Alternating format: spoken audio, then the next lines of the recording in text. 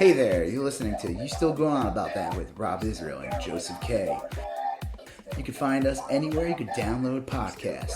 You could also find us on Instagram, Twitter, and Facebook at YSGOAT. Thanks for listening. I'm Rob Israel. I'm Joseph K.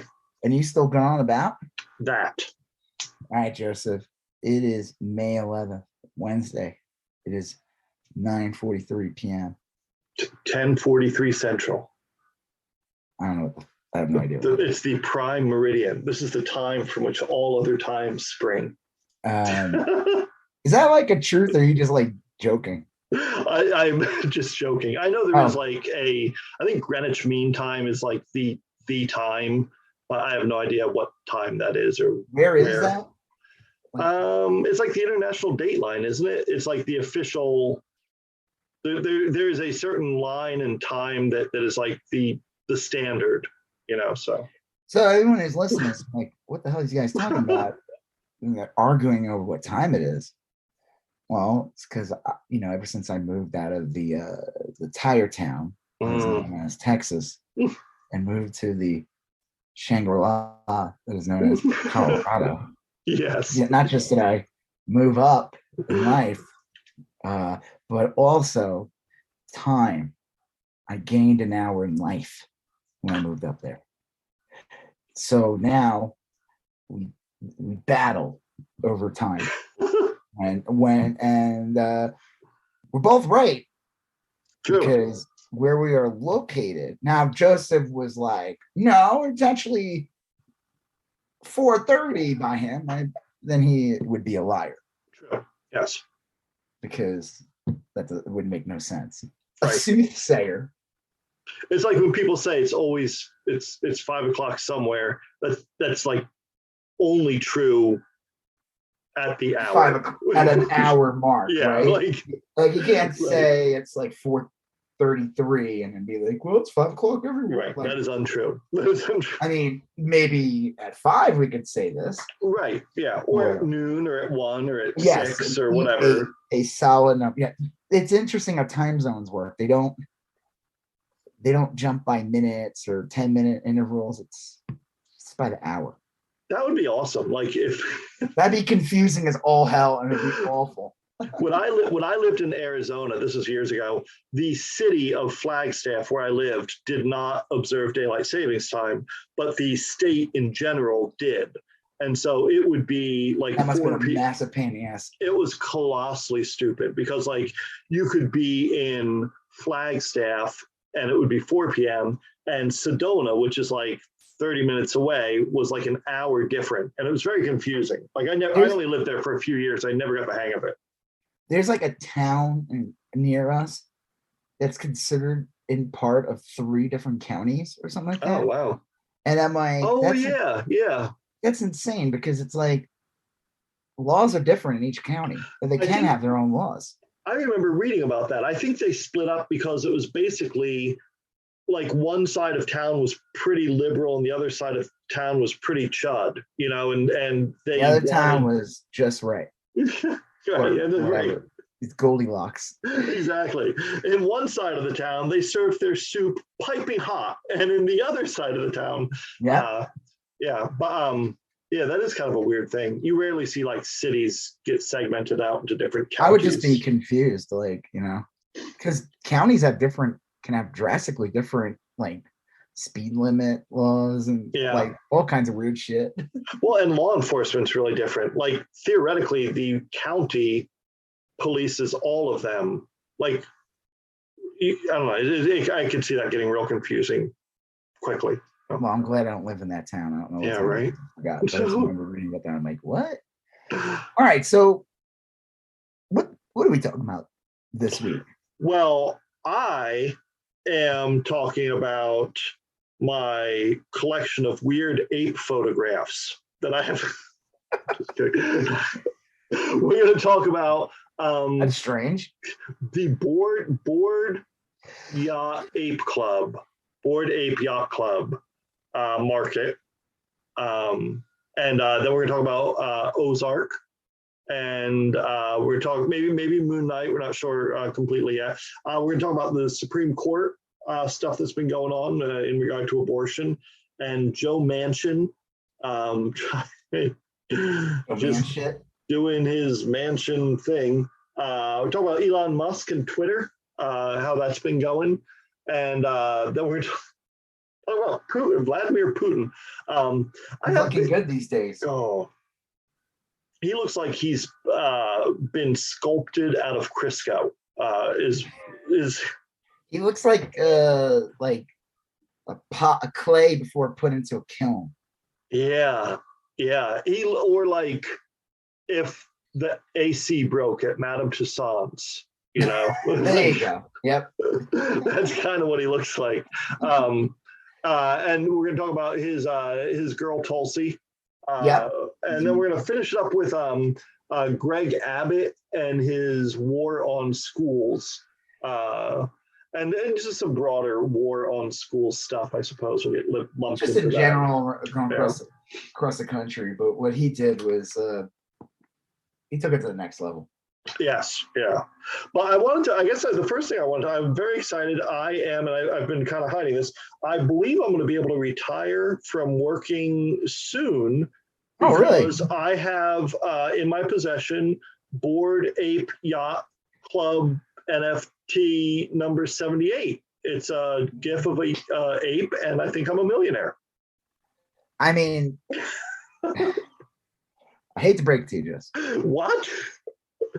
But you are not a millionaire because I have Bored Ape 16437C, and I was told that I'm a millionaire now.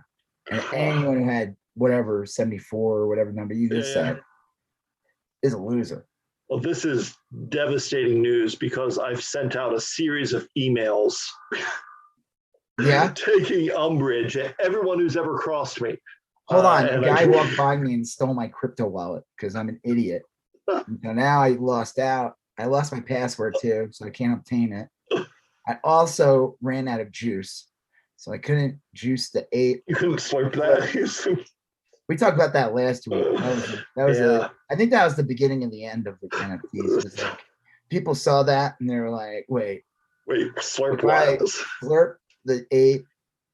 I get 3 new ape. What? Well, did I get into? I just can't believe anyone. All right, all serious. I can't believe. All right, if you want to collect dumb shit, first of all, you should never, ever. And this goes comics, baseball cards, basketball cards, Pokemon, fucking Beanie Baby, any of this shit. You should never get into this stuff under the notion that you are going to get rich from it. Right. If you go into a hobby like this, especially when it's a fad, right in the beginning, you're going to lose. Yeah. Now, I'm not saying that everyone is going to be a loser here. There might be some people that get lucky, but usually the people that get lucky at these things are the ones that figured out how to sell their shit, get their shit first and sell it when the hype happened, and then walk away with the money. Those are the people that do well. They don't hold the pop. It sometimes at these collectors markets like that, it's a game of hot potato. Oh yeah. And the guys who have the money in the end, they ain't holding the potato anymore. No. They got rid of that potato months ago. It's a lot of it is just timing, you know. It's about timing. It's about understanding markets. This isn't everything in general, but anyone, you see these stories of people like with NFTs, because it's like a currency involved. They think it's like a little different from your normal, like buying a variant cover of a comic book or like whatever, buying a variant of a base, any type of stupid collectible.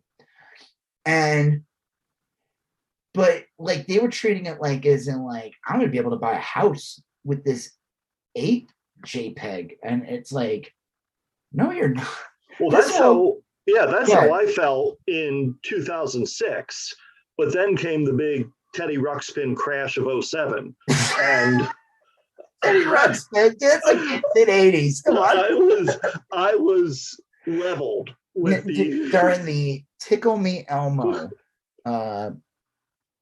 we were living high in the hog Yes. with the Tickle Me Elmos, selling pallets of them, thousands each. Mhm.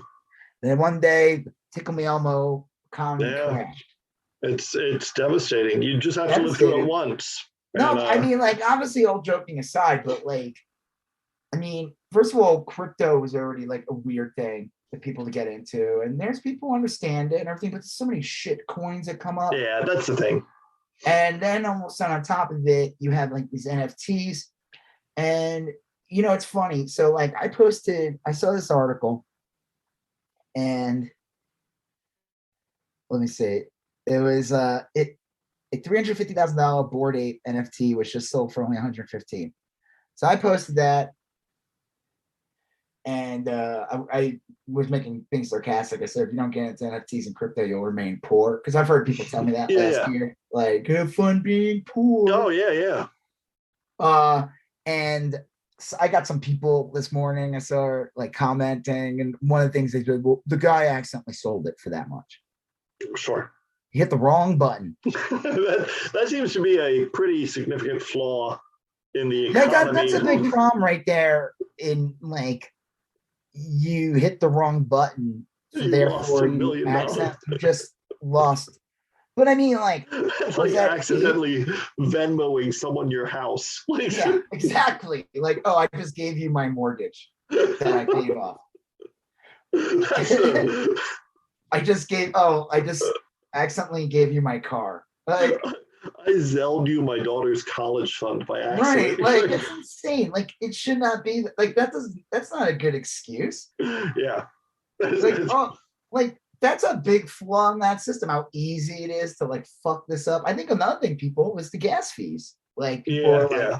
wait, so I have an ape that's worth like, let's say $200, right? Hey, Right. $200 for a fucking JPEG, man, that's pretty fucking good, actually. Yeah. Like, I would say even at $115, that fucking piece of shit drawing was way too much. Oh yeah. Like, Yeah. I would not feel confident selling that to someone for $115. I would feel like I ripped them off. Right. I'd be Yeah. like, I'll try to do better. Like, I apologize. what? I apologize. Yeah, I really don't feel good about this. But like, first of all, that person paid too much, I think.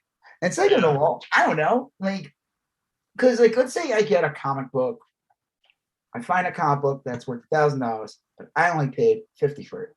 Mhm. Guess what? I mean, yeah, some ass will go, wow, Tiny Lane Comics only worth 50 because that's what you paid for it. It's only worth 1,000 until you sell it. Yeah, I guess. But if it is, we're talking like a real old book that has value, not some bullshit, that new thing, whatever. No, that's like a real thing, and I can't accidentally just hit the wrong button. Now I don't have that comic anymore. Like, yeah. If I want to sell it, I will probably, no matter what, even if I don't even get 1,000, I'm going to get way more than the 50 I spent on it. Well, and you can also insure it. You can call up an insurance agent and get it. If you want to do that, sure. Yeah. But I'm just saying, like, it's a tangible thing that there are things in place that can protect it. You can insure it. You can put it in a physical safe. You can enjoy it while you have it. I just leave them out on the front lawn. Let the sprinkler take care of it. Yeah, I keep them in a stack next to the toilet. Yeah, I keep them by the furnace. That's the best place to put them. No, but I mean, like, okay, so this Bored Ape sells for 115. Is it still worth 350,000? Did that person now own? Does he have the potential to sell that for 350,000 now, or is that ape now literally just 115 bucks and no one's fucking gonna buy it from him? I don't know, but it is. I always feel weird talking about the Bored Ape Yacht Club because I think that is a different. Well, in general, thing, just NFTs in general, because Yeah, it's like listed on the marketplace, like they can see what it's sold for. Yeah, I don't see. Look, I don't unless something big happens. I don't see NFTs going anywhere. And by big, I mean like if Xbox says, "Hey, we figured out a way to incorporate NFTs into all of our games," meaning that you can use that NFT somehow in the game, hang it up in your little Minecraft house or whatever, all of a sudden these things seem a lot more like, oh, well, there's something there. I mean, they're not worth $300,000, but like, okay, this is a thing. But like until that leap happens, I don't see it. There was some bullshit like where people were assuming that with NFTs they could like create a character and bring it to any game they wanted to play. I mean, that is like, how is that even possible? It could be like, and PC would be, games maybe, like, because I know you could fuck with PC games and shit. People, well, like so many games. I don't know how into video games you are, but like a lot of the ones I play, like you can tell, like, oh, this is built on the Unreal Engine, or this is built on Steam, or this is built. There's like different architectures that you build these games on. I'm sorry, I once we passed Street Fighter Championship Edition, I really just have no idea games anymore. You can see it being that, oh yeah, these could be incorporated into any game, within like a certain ecosystem or whatever. It's possible. I mean, like it's actually even more than possible. It's probable that these things are eventually going to happen, but like, who knows when and who knows to what degree. I mean, when people were talking about virtual reality in the 80s, thinking that like weird science may one day be. I was just thinking about, I want my MTV like those that video. Yeah. What was it? That really shitty CGI video. Oh. Color TV. Oh yeah, Dire Straits, Money for Nothing. Yeah, that was a great one. You gotta move the but like, I don't know. Anyways, long story short, like, man, the NFT market got way overblown very quickly. I just cannot take them. I talked to this one guy today, and he said like, he's part of this group, and they sell like art with with the like a toy, and then with the NFT. And I'm just like, can we just like not have the NFT part of it? Like, do you need that at that point? I mean, you got the best two parts. I still think it's just a crypto scheme until like that's really what it is. I mean, like, hey, listen, I hope if anyone did it and they invested any money or whatever, and I hope they don't get completely screwed, but man, I think so many people are just going to get fucked. Oh yeah. I feel like you have like a good example. We're going to talk about this asshole later, but Elon Musk was a huge pusher of the NFTs last year. Oh yeah. You don't really hear him talk about it now, but last year, Dogecoin, like, isn't it like worth absolutely nothing now? Well, it was always worth very, very little. Like that was you would buy like $5 worth of Dogecoin and receive like 30,000 Dogecoins. That was kind of the goal was that all these people thought they were going to be millionaires thanks to Elon Musk because he would buy it up and prop it up. And then once Doge was worth an actual fiat, I hate using that term, dollar, then you would have millionaires everywhere. Oh. Ignoring the fact, though, that you have to understand, okay, if you want to, you can't just cash out. Yeah, you need That's people not how it works. Be willing to buy it. Like, yeah, I mean, that's the most insane thing about it. It's like, people there's got to be a buyer involved. Yeah. That's not how money should work. Like, you have money, money's money. You don't have to worry about people buying money to.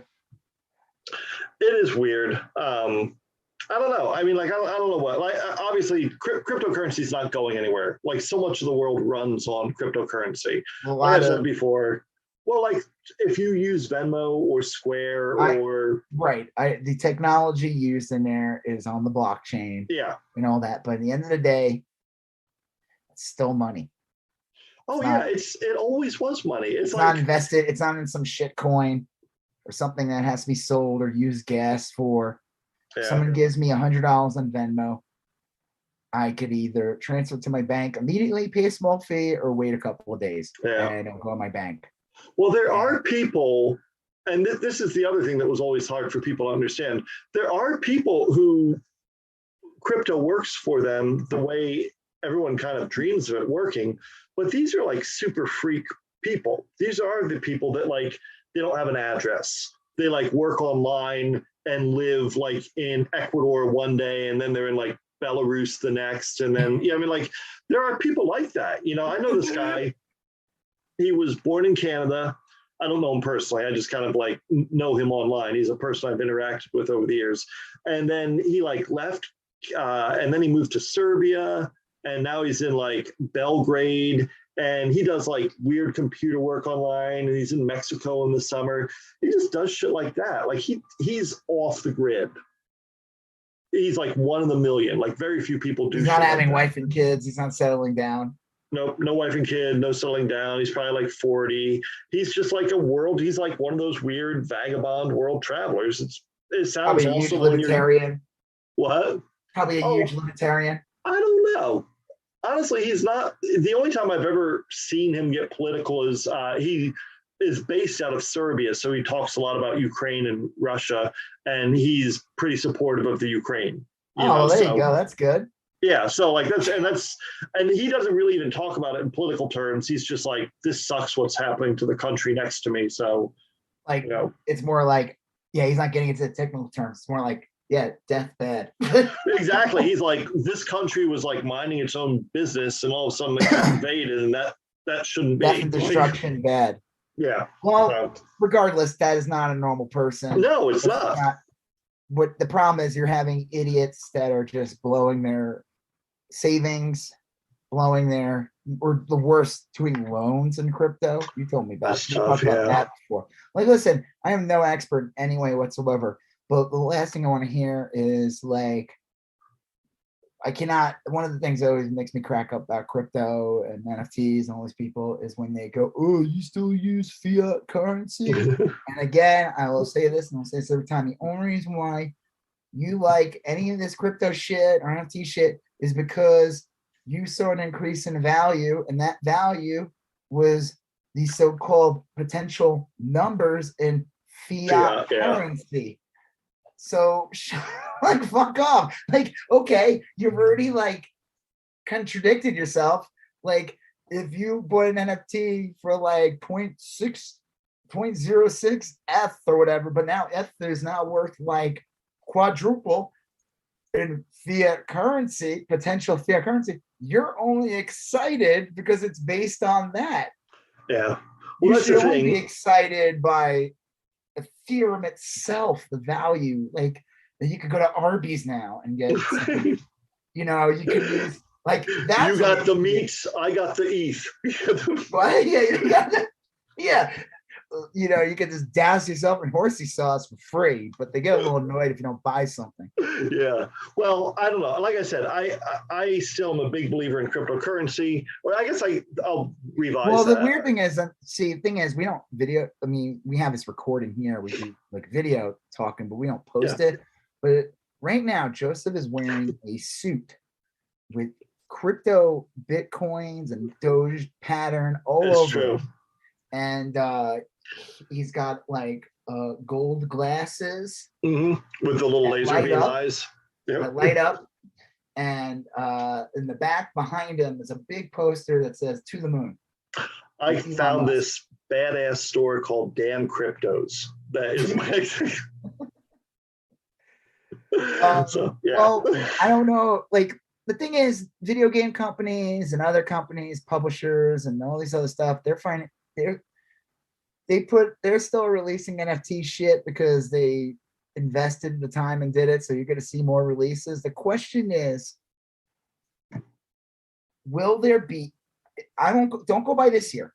Go by next year. So if you go by 2021 and you saw the early adopters of this bullshit, or 2020, 2021, 2022 is when you start to see blowback. But you're seeing a lot of stuff come out because companies were putting the time in then and had the release dates this year.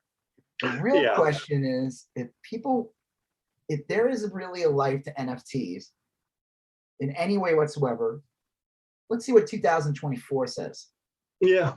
Like, is Marvel going to put out NFTs in 2024? You know what I mean? Like, oh yeah, like all different publishers or bands or stuff like that, or if they're going to be different. Like maybe, like I said, maybe they're just going to be a thing, and it's not really based on like the bullshit resale value that a lot of people got into this for, and actually has some kind of utility to it. Right. Then that's a different story. Yeah. The thing I hate about it most is the pyramid scam part feeling of it. Yeah. There is a lot of that. And the gas fee thing is just ridiculous. And I know supposedly there's more environmentally ethical and other crypto that NFTs can work off of. I have no idea. Like the names just like go right through my brain. It's like Solomon butter plant. Yeah. We don't use ours. Don't work on Ethereum. They work on Volubus. I'm like, what?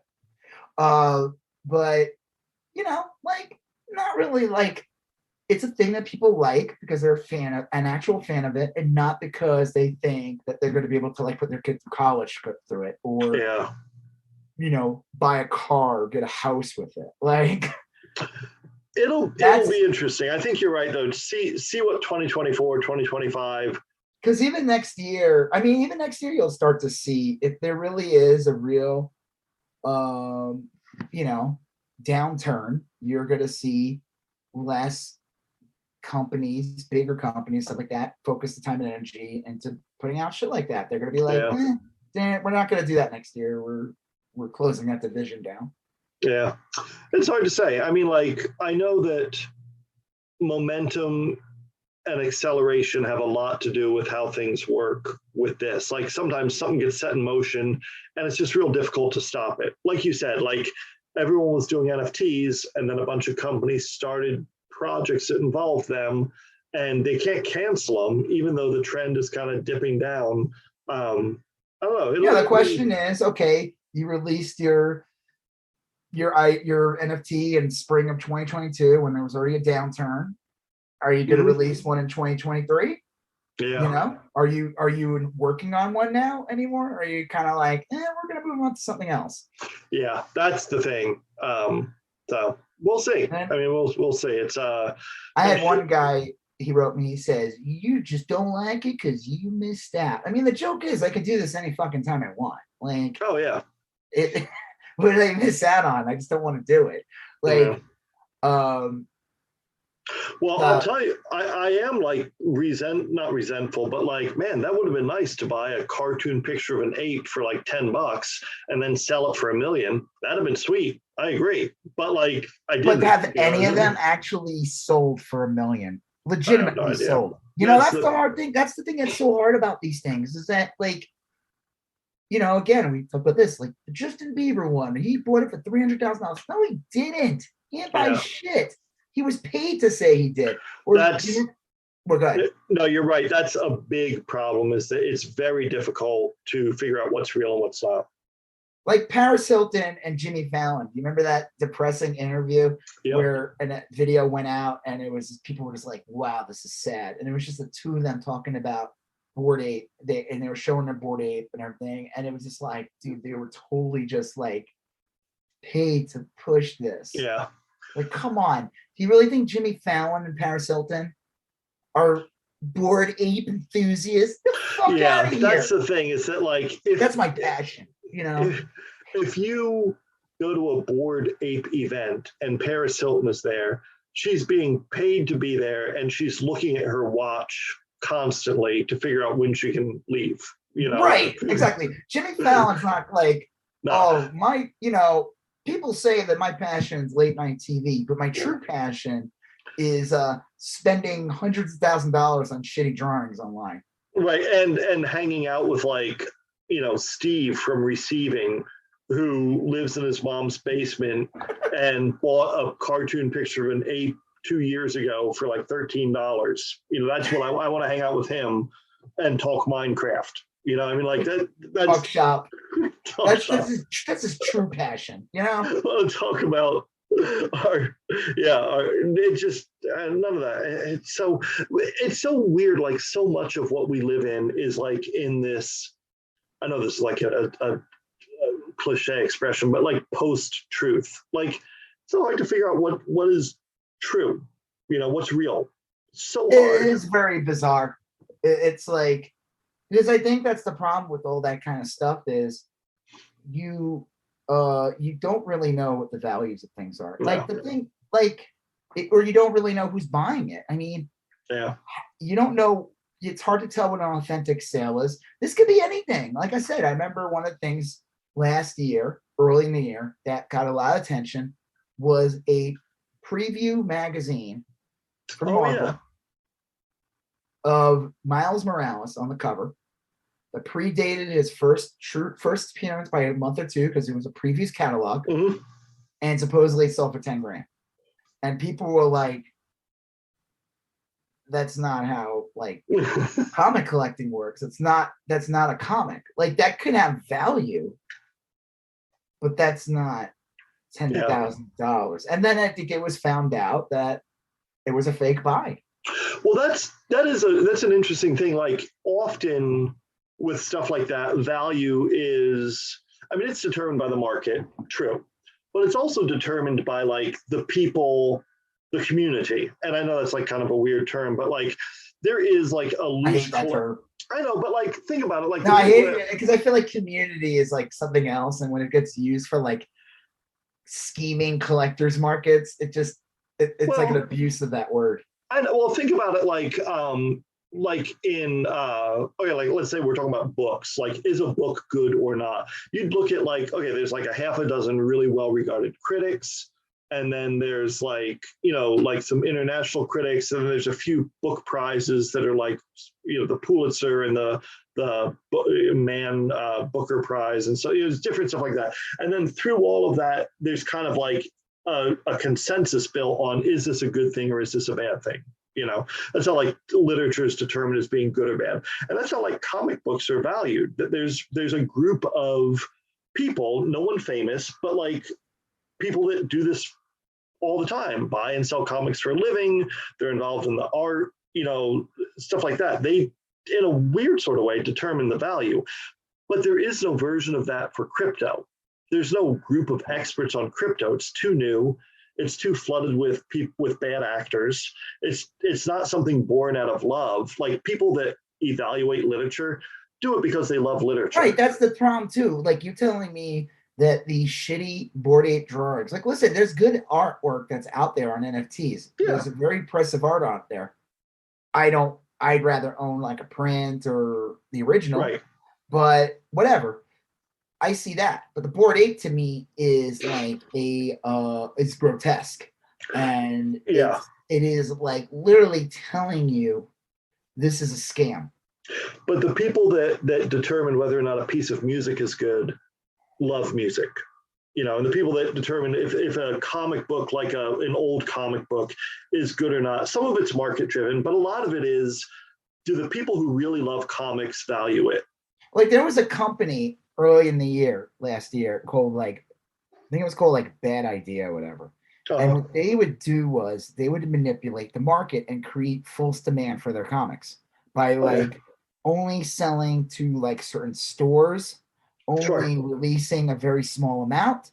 They were creating a false demand. I mean, it wasn't like, oh, this is a new Spider-Man book and Marvel's not putting it out. That's a character that's been around for like decades. There's movies, there's lots of stuff, and there's a reason why people love that character. There's so much to back it up. Here's something that doesn't exist, and the only reason why you're interested in it is because this company made it impossible for you to get, and a couple of big name people on like the internet, whatever, said, go get this comic, but you're only going to be able to get it like at this store in like this city, and they only have 5 of them, right? And they're keeping 4 to themselves, and the books would sell for like $100, and I was just like, this shit ain't going to retain its value. No. And you know what? Guess what? It didn't. Yeah, because the people who love comic books don't value it. I mean, that's probably one of the reasons, is that it wasn't embraced by the community. It couldn't be embraced by everyone because everyone didn't have access. Or what they would do is they would release it and then they would put out a regular one. But the regular one they would put out, here's the other funny thing. There was no limit to the print run. They would always make it. So what makes books Oh valuable yeah, is that limited like print. Yeah, this only had 20,000 print, and this had 10,000. This run had 5,000, and that's what makes the value too. So yeah, that is they weird. were just I buy what? I buy vinyl records on Record Store Day, Yeah, we and did. that's We did yeah. that with Roger this year and the year before. And there's always like a little note at the bottom, like how many were in the printing or the publishing. And yeah, it's pretty easy to find the ones that there's about 5,000 copies, but there's some where they like release 800 copies worldwide. And they're bitch to find. You know, I mean, they're just like tough to get. So, But again, it's a band that people like. yeah, It's not some new band that no one, you know what I mean? These are band. A lot of these are like re-release of albums that you love and like yeah, got extra studio tracks, or the record vinyl has a print on it, or yeah. packaging. Lou It's a Reed little had gimmick. they did a Lou Reed demos album this year in the last Record Store Day. I didn't get it, but it looked amazing. So, Um, but again, those things have like passion and emotion to them. There's artists that have been around for decades. There's people who either love the music or whatever. They want it. They're not really even buying it to resell. I mean, some might try to resell it or whatever, but most people are just buying it for their collection, and that's it. yeah. Again, we're talking about stuff that actual has like want and need. This Bored Ape shit is garbage, and it has no intrinsic value. Yeah. Well, Like that's the problem. There's no in a lot of it's a false demand. And like you yeah. said, you go ahead. What? No, I was gonna say like I always kind of say with the Bored Ape thing, it's a little different because like they have events. If you live in New York City and you like But I nightlife and guarantee shit you, like the that. majority of people buying this shit were not going to the events. Oh, I agree. I agree. I'm just saying like it's a weird one because there are instances where it would be a thing. It's just that the other 99.9% of them, there isn't that thing. You know, that's It's just like I said, it was like a slap in the face of like, okay, this is clearly a scam, because or like people who like would try to con me into like getting into them, and then they would show me like this JPEG's worth $800,000, and it was just like a shitty drawing, and I'm like, how is this worth 800,000? yeah, Who would buy this shit? it's tough. Like who? Like did the person get hit in the head when they bought it? Why would they invest in this? Was this made by Van Gogh? Like that's the Yeah, thing. Like if the NFT had like a name like people, what? like Not bleeple. even that. Not fuck that. Not even that. But like I know what you're saying. Like if because you could see that Kazik or whatever. Not or what's that guy's name? The one that like the balloon animal. Like oh, I forget. But yeah, like but if Banksy did a NFT, that could be a thing, right? that's a Because name. yeah, and it also is like that makes sense with his like if Andy Warhol were alive today, I could see him doing NFTs. Oh my god, he'd be selling Yeah, those things like crazy. yeah, and that would be a thing He was like the because original NFT. he's just like fucking silk screen shit in his warehouse, and then anyway, so yeah, I agree that Banksy, I can't think of too many modern artists where that would be a thing. But like, there's some where it would make it be a good fit. Wizard balls. Wizard balls. But that's not what we're seeing. We're seeing basically like people paying, you know, going on Fiverr and having some coder from the Philippines crank out like 700 nearly identical Don't these apes. stupid things like they use like an AI thing to like change the look of these stupid characters? Yeah. Well, I mean, like I said, unless there's something there, then they're just it's hard to imagine the value in it. Like if it buys you a ticket to an event, that's a value. I mean, you can debate, Yeah, sure. I mean, well, that's you can debate the value of the thing or the purpose of having an NFT. Why not just have a wristband? You know, I mean, like don't like some guy sent me this thing and he's trying to prove me wrong and say this stuff, and he's like, and it's like these owl JPEG. We'll move on to something else after this, but like this is where I hate this shit, because it's like this is where it screams con. like $800,000 for this thing. $800,000 buys you a house, gives you generational wealth, gives you this, gives you that. All these things that people aspire to have. Yeah. And they're being told that this is how you get that. And it's bullshit. They try using it as like, like Spike Lee had like an ad for crypto in general. Really? And it was selling it, and it was being marketed to like, black and brown communities, right? Or color, or lesbian, gay, like yeah, all different, whatever. And it was being marketed to them, and it was like, my God, this is the worst kind of scam. That sucks. And Spike Lee should be ashamed of himself. I'm sorry, this shit's not going to lift people up out of poverty. I mean, maybe it might lift like the two people working on it. Yeah. It'll lift someone out of poverty, I'll tell you that. Yeah. But yeah, I mean, it's another house, maybe. That sucks. Yeah. Well, I don't know. Well, we'll see, because this will actually be a good place to transition, because we were going to talk a little bit about taking advantage of people as it relates to a show we were just finished up watching, Ozark. Mm-hmm. And I actually we talked about it last week. But you did not see the last episode. So I had not seen it right at the time. I loved it. The episode, it was good. The episode begins with Ruth. Like, she's with all the relatives. Yeah. But you realize all these relatives that are there, they're all dead. These are people that were killed throughout the 4 seasons. Her uncle and some other dude. Yep. Her cousin that was killed last season, or last half a season. Mm-hmm. And she's the only one alive, except for that one cousin, the redhead. Yeah. Ron Weasley. I don't think that was his name. It wasn't. I think his name was Ron Howard. Okay, yes. Opie. His name was Opie. Carrot Top. I thought it was weird when Carrot Top showed up and was like pulling shit out of, he's all buff, and he was pulling wacky props out of his Carrot Top box that he uses. Well, it was a beautiful scene, because you like you said, her uncle or someone was singing like kind of a country song, like a bluesy country song, and you realize that they're all dead. And the real haunting part was that Ruth looked like real happy to see him all. She looked very at peace. Like normally you would be like very scared that you're hallucinating all these dead people, but she was like very comforted by seeing all these dead people. And it is true, like, man, the birds moved in and fucking decimated the Ozarks. Like wiped out entire families. Oh, like who knows what would have happened to Ruth? I will say the one thing that would probably happen to Ruth is she probably still would have been alive. Yeah, I think so.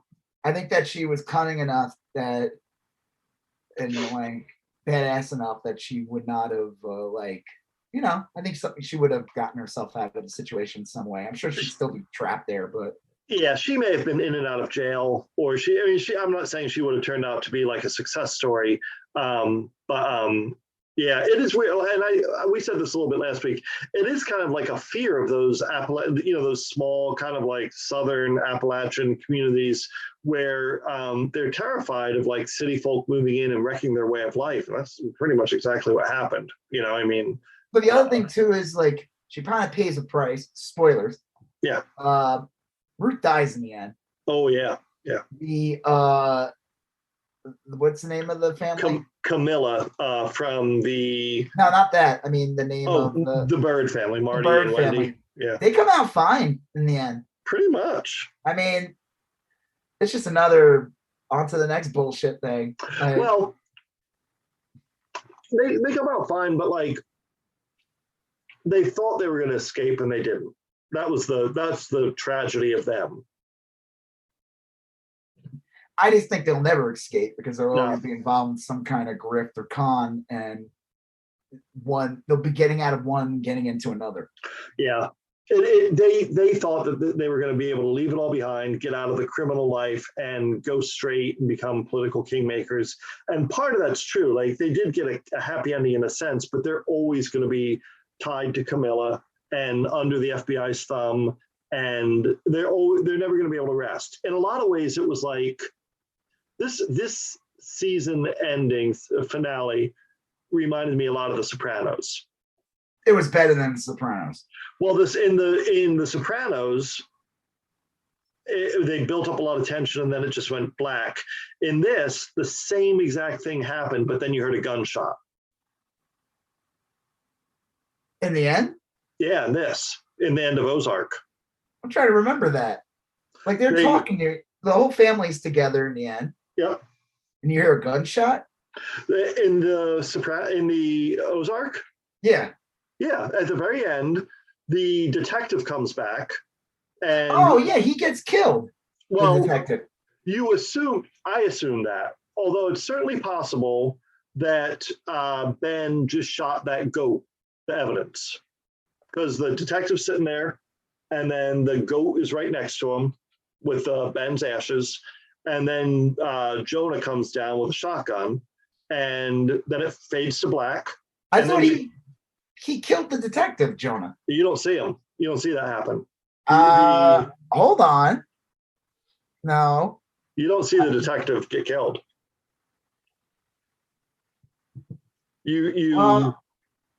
I'll keep talking if you want to look it up. I am right now. The version of this I saw on Netflix. Oh, I'm sorry. I watched this on Crackle. HBO Max. Yeah, I watched this on Crackle, and it wasn't that. It was Wait a minute. We're all the actors. We had a mullet. Joe Dirt too. You watched like an Indian remake of it, like yeah, like a Bollywood remake of it. Yeah, I watched the Bollywood remake. I'm sorry, my bad. No, you see Jonah come down and he levels the shotgun, and then it fades to black, and then you hear the gunshot. Hold on, here we go. Hold on. Okay. Here we go. Yep.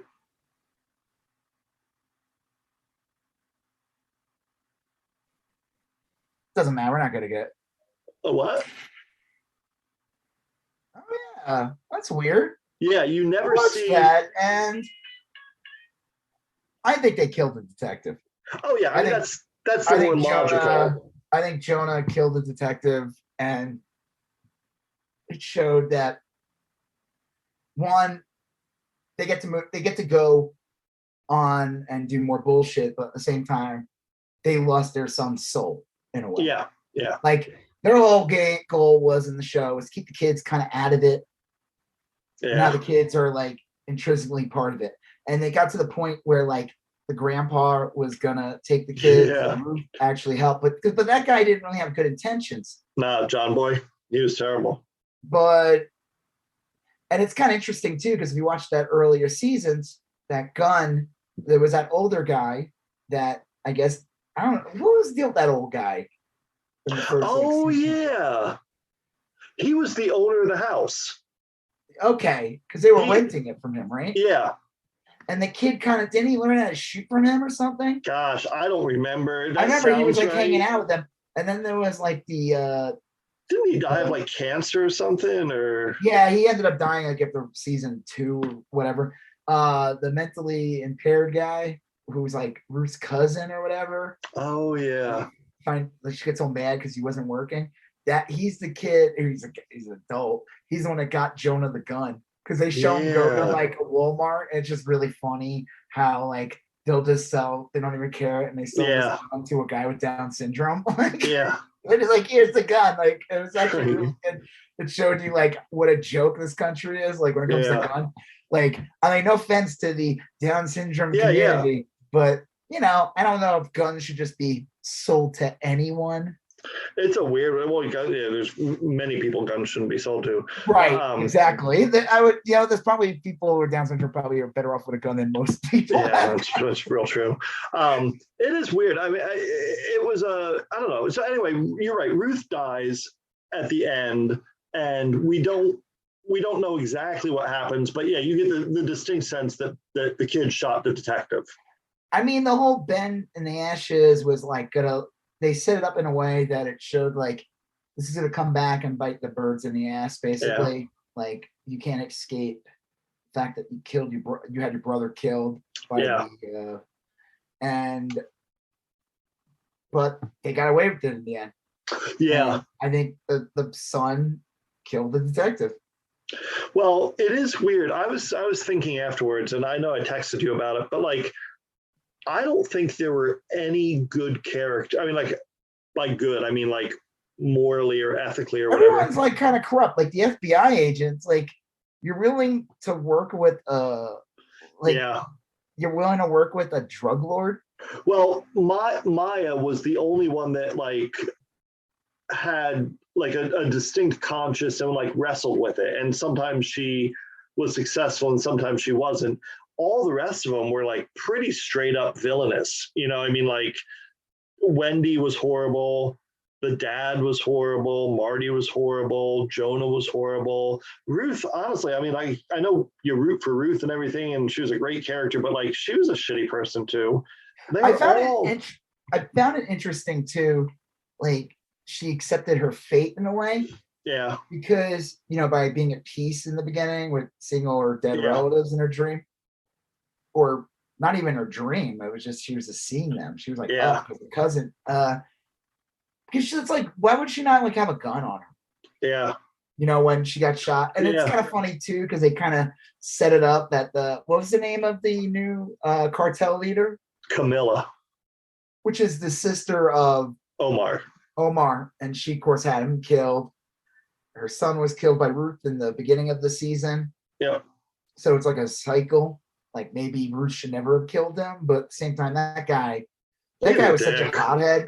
Like what's funny about him, I found interesting. I was talking to my wife about this, but like him and Omar, it's like Omar was like more old school, like cartel, and what's his face, like to see himself more like metropolitan, more Americanized. Like he wanted to be able to be like, I can go. That's remember when he beats the shit out of that guy. Yeah, in the bathroom.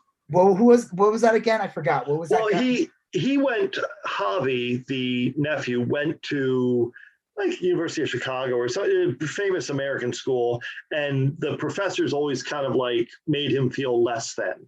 So anyway, Javi now is like this multimillionaire in the tile business or whatever, and the school comes asking for donations. They want him to donate money to the law school or the business school or whatever, but they don't want to put his name on a building.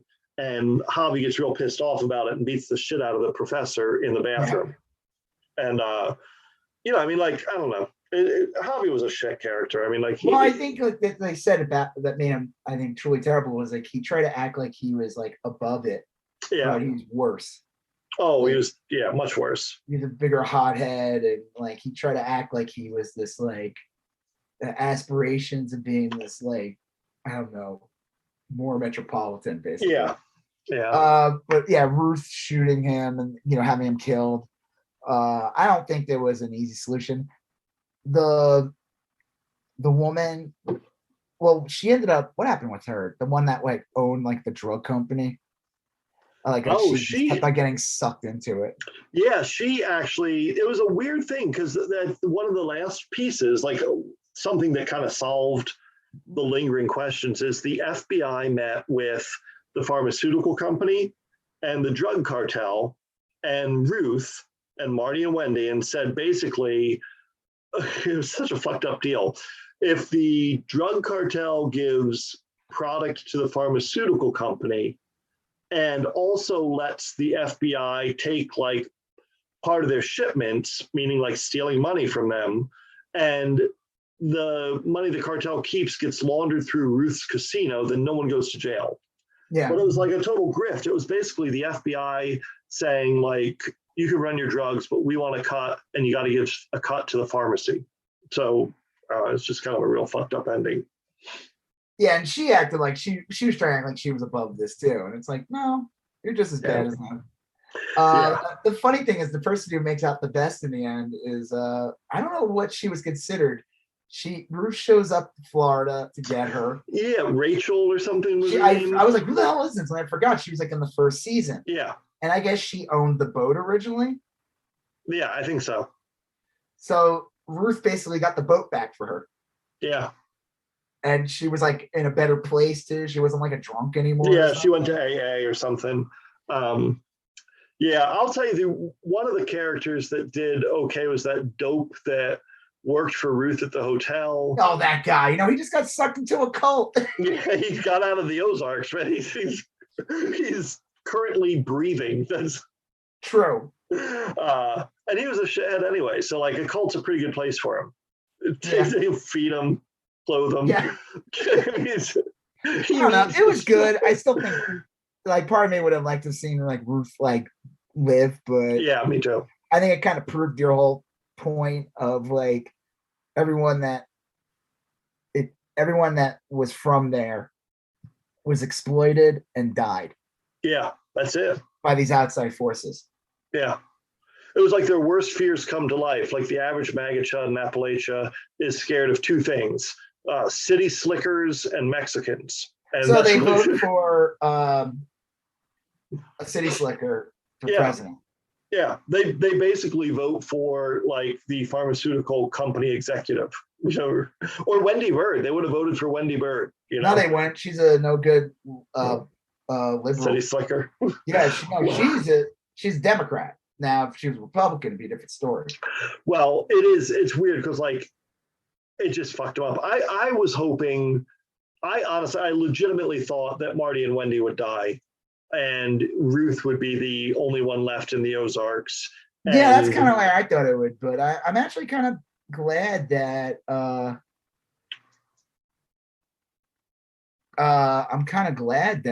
they,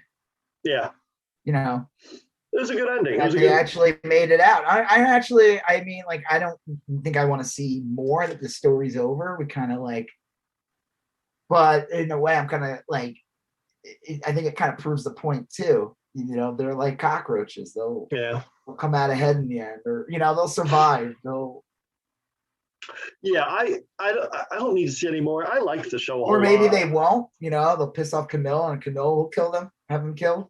Well, that's the thing, is that you can only pull a rabbit out of the hat so many times. Like eventually, it was going to catch up with the birds. I think. I mean, like the show did a bunch of great jump scares. Like what was the enforcer's name? Not Gabriel. When the enforcer was in Wendy's home and Wendy comes in and she's like, "Oh no, don't do it here. Like, don't kill me in my home. Like, take me somewhere." And he's like, "No, I'm just here to bring you to go see Omar." I liked when I'm always gonna call him Michael because Marty. His name's Marty though, right? Yeah. I liked when he was like the sub in for Omar, and when he had to go down to Mexico. And he had that guy tortured and everything. But like at first he's like he couldn't stomach it. Right. But then it seemed like he fully embraced it in the end. Yeah. Well, that guy beat the shit out of the accountant or something. So I think he kind of took that personally. Yeah. That's how this was such a weird show. And I was talking to my wife about it, about how like at first we were like, oh, Marty killed that innocent guy. But like, okay, he was innocent of what he was accused of, but he wasn't an innocent guy. He was a drug cartel leader, and he trafficked heroin and killed people and beat people up. And like, none of these people were innocent, but you felt like I'd see Ruth in trouble and I'd really root for Ruth. But Ruth's like a pretty shitty person. And I'd see Marty and Wendy in trouble and I'd root for them to get out of it. I always root for Marty because I just like that. I like, what's his face? You can't be Jason Bateman. Yeah, you can't. Jason Bateman's the best. I think if they would have cast Michael Cera as Jonah, that would have been perfect. I think that would have been weird because Michael Cera is like a grown adult now. It wouldn't have mattered. You just say like he's 12 and you just play it like that. You let give him the muscle suit. The muscle suit. Yeah. That's like one of the funniest things. Whoever got wet. I still think one of the funniest things when he's in the muscle suit and Tobias is there. And all of a sudden he just like drops his pants and he's like got the never nude and it's the most awkward. He's like everything about that scene is so you just feel like Michael Cera's just like what? Well, it was a great show. It was a solid ending. And the fact that Netflix actually let it end is pretty amazing. But I will give this. Last week we were talking about Netflix and I gave them a lot of shit for like canceling shows left and right. But they renewed one show so far for third season. I always forget the name of that show. Which one? Like that comedy sketch show, the one with like the. Oh yeah, I think you should leave now. Yeah, I Right? think you should leave now. Got third season. Yeah, that'll be good. So good on Netflix. Yeah. They probably will cancel it halfway. Like we'll get like 2 episodes or something. Right. This is good actually because like normally what I do is I post my Netflix password on Reddit and just let it ride for like a week or two, and then I'll change it. And because of this, I'm considering not mass sharing my Netflix account. I don't think that's how it works anymore. Some guy was like talking. They were talking about how like Netflix was all butthurt about people sharing passwords. I looked it up. The Netflix CEO. Do you know how much the Netflix CEO made last year? Compensation. How much he got? 4 Bored Apes. $40 million. That translates to $20,000 an hour. I'm actually surprised that's all it was. Dude makes $20,000 an hour. Yeah, I mean, whatever. But like, if your CEO is making $20,000 an hour, I don't want to hear about your financial problems. You got to figure that shit out first, and then talk to me about how you're not making enough money. Well, yeah, true. The problem is usually CEOs are not there to. I mean, they're there to like make sure the stock goes up so they get more money, but. It's like a weird thing. It's like the stock's maybe worth a ton of money, but the company just has no money. Yeah, right. So they can't afford it. So now we filing that under not my problem. Or instead of giving like transphobes like $50 million for a shitty comedy special that's not funny, you I don't know, not cancel every show left and right. Right. I really would like a second season of Cowboy Bebop, but how will I ever tell if it's cake without this? Right, exactly. I'm still trying to figure it out. Speaking of, this is the best. I watched this one show. I didn't even bother to tell you to watch it. I can't say it was good or not. Mike Myers has a show on Netflix. It's the most insane, weirdest thing I ever watched. Is it the Secret Society show? Yeah, Pentaveret, the Secret Society. It's basically like a weird Illuminati. Is it good? Not the Illuminati, the Pentaveret. They're nice guys. Like they're not like evil, or they try not to be evil. Right, right. And they're all played by Mike Myers. Mike Myers plays like it's a 6-part show. You'll work right through it. They're like 25-minute episodes if you can handle it. I don't mean like, can you handle it? Like a chat. It's more like, I don't know. I mean, if you really like Mike Myers, you might like this. I feel like this might have been like a script he had laying around that he retooled. I feel like this was Austin Powers 4. Because I can totally see in Austin Powers 4 being Austin Powers versus the Illuminati. Right, right, yeah. You know, he always, because like in the first movie, he played 2 characters. And in the third movie, he played 3. Right. And in the second movie, he played 3. Fat Bastard, Dr. Evil, Austin Powers. And in the fourth movie, he played Dr. Evil, Austin Powers, Fat Bastard, and then Goldmember. And that's right. Yeah. In this one, Pentaveret, he plays 5. All 5. There's 6 members. One of them's dead in the beginning, but you still see clips of him. So he plays all 6 members, or maybe it's 5 members. I don't know. He plays the main guy, who's like a reporter from Canada. Plays a conspiracy nut, who's also there. He plays an Alex Jones type character that you only see recorded. And then I swore he plays like 12, 14, 15 other characters. Or maybe they all. The problem with him is, and this could sound mean, like I'm older. You get older, you get a little puffy. Yeah. I mean, you can like some people, you can work out, you can like try to do everything right, but sometimes you can't get rid of that puff. And Mike Myers' face is just so much more swollen than it was when he was in Wayne's World. Yeah. And it's hard for him to play all these characters and not just look like Mike Myers looking weird in different weird makeup. I've seen he looks like a jolly Steve Bannon in some of these photos. Like it is the weirdest show. I think check you it might out. get a kick out of it. I don't know if I can recommend it. But the best review, I literally Google searched the Pentaveret, Yeah, and yeah. the first thing that came up was a review that literally nailed it. It said, "The Pentaveret is another example of Netflix writing another bloated check to a famous person just so Yeah. they can get their name on some content."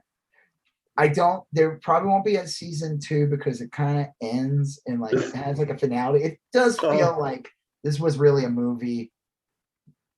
I mean, it's like 22 minutes. There's like 6 episodes. It's like a 2.5-hour movie. Yeah.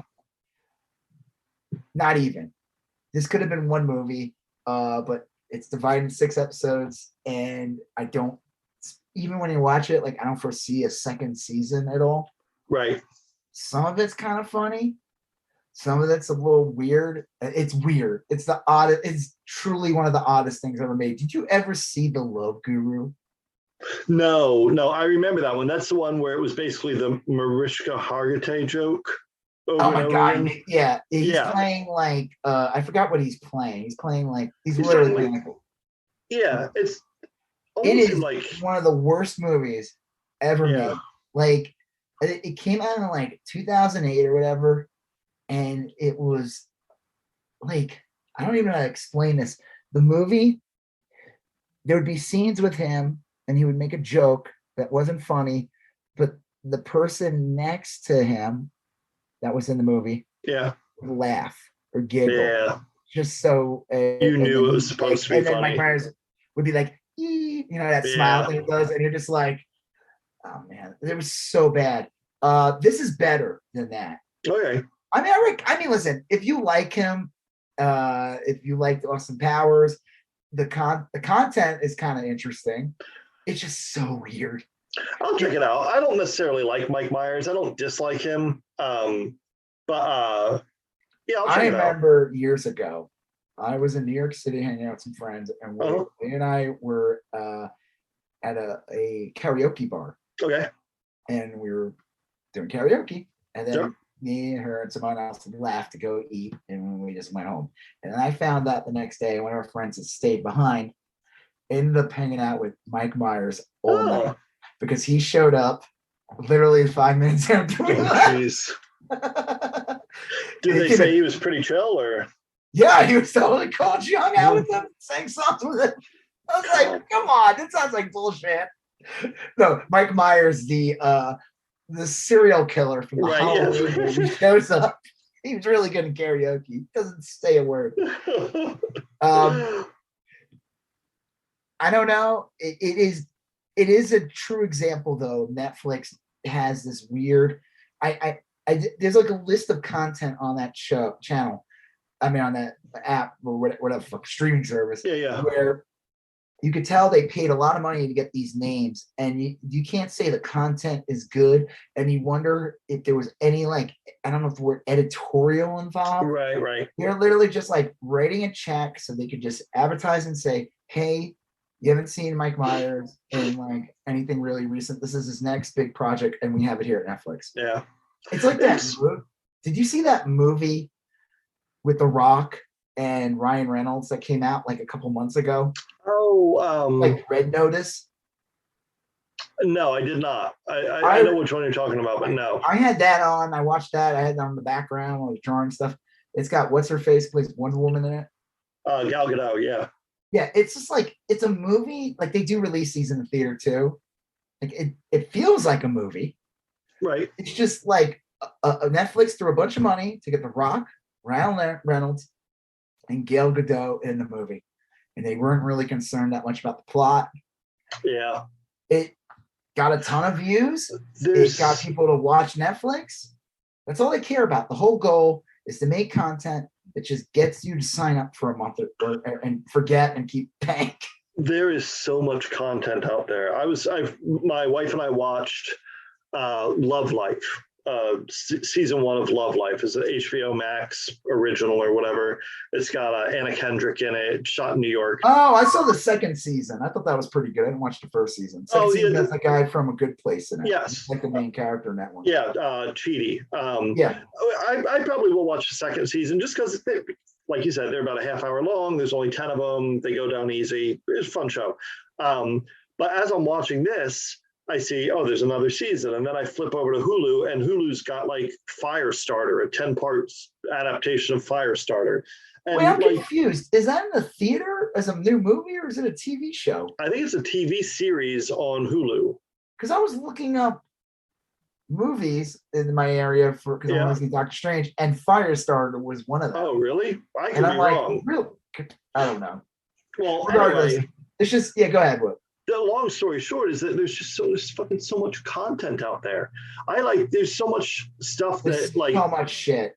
Well, 20 years ago, today I ignore shows that 20 years ago I would have been thrilled to have the opportunity to see, you know. I mean, I still watch a lot of shit too, but like there's just so much content. There's so much content out there. Netflix, we'll move on to the next thing in a second. Yeah. Someone brought up a funny point about Netflix and said, if you look at a lot of their content, like a lot of movies and stuff they have, it's almost like especially because they don't have Star Wars or Disney anymore, they don't have certain properties anymore. Yeah. They have invested in copycats. Yeah, I can see that. It's like they don't have the zombie thing, so they got what's his face to do a zombie movie. Zack Snyder. Oh yeah, the Army of the Dead or whatever. Yeah, here's another example of like copycat. Like, hey, you don't have. So I guess Zack Snyder pitched a Star Wars movie. Oh. And they just didn't go with it. Okay. So they are actually, I don't know if they just finished filming it. I don't know if it comes out this year or next year, but there is a Zack Snyder Star Wars movie, Star Wars type movie, a rated R version. So that's kind of, if you just wanted more gore in your Star Wars, and that's going to be on Netflix. And I just thought that was kind of funny because it's just like. That is weird. They're like, we'll just make our own. I mean, it's just spaceships in the end anyway. You're right. They do buy a lot of genre stuff, which I love. But like, you get a lot of like, oh, here's an 8-part series about people on the moon that's from South Korea or something. It's like. Well, they had that. Yeah, or I mean, Squid Games was awesome. Yeah, it was good. That's not coming out till 2024, the second season. Squid Games was good, but Squid Games was an anomaly. They ain't all Squid Games. I watched that one show, We Are All Dead or something. That zombie movie. I didn't see it. I know what you're talking about. I didn't get a chance to watch that one. It wasn't great. You watch it and you're like, oh, this will be just as good as Squid Game. And then you're 3 episodes in, and you're like, Squid Games works because of the game element. Yeah. You got a distorted reality show mixed in with drama. Yeah. Right. And with the We're All Dead or whatever, we're all dead already. It's just like you need less talking and more zombieing. You know what I mean? Yeah. I don't know. I mean, it's just there's so much crap out there. That's the problem. That's true. I mean, hey, could be worse. We could let's see if I could. Maybe we need all these distractions. Yes. Because of all the bad stuff happening in the real world. That's how we transitioned from the talking about apes and fiction, fictional values, traumas, to we talk about fictional justice. Fictional justices. So I heard the Supreme Court are a bunch of jerks. Yeah. Well, I heard 6 of them are. I heard today that, and this is all like kind of gossipy stuff and everything, that none of the justices have changed their mind, and they're not going to, because if they did, you would find out that Kavanaugh's dead. Well, their whole point in being there is to make this decision. Like, why would they change? They have no do you somebody said maybe we could convince Kavanaugh. Oh yeah, tell that to the people that paid off his mortgage and his debts and everything. Remember, he had a whole bunch of supposedly the guy had millions in debts and his country club, all these he bought Yankees tickets and all sorts of weird shit. Do you think they just did that because they thought he was nice and he liked beer? No, because Well, he's there to make sure one, any type of labor stuff involved with corporations and environments and anything that he becomes a rubber stamp that, and then this culture war yeah. shit.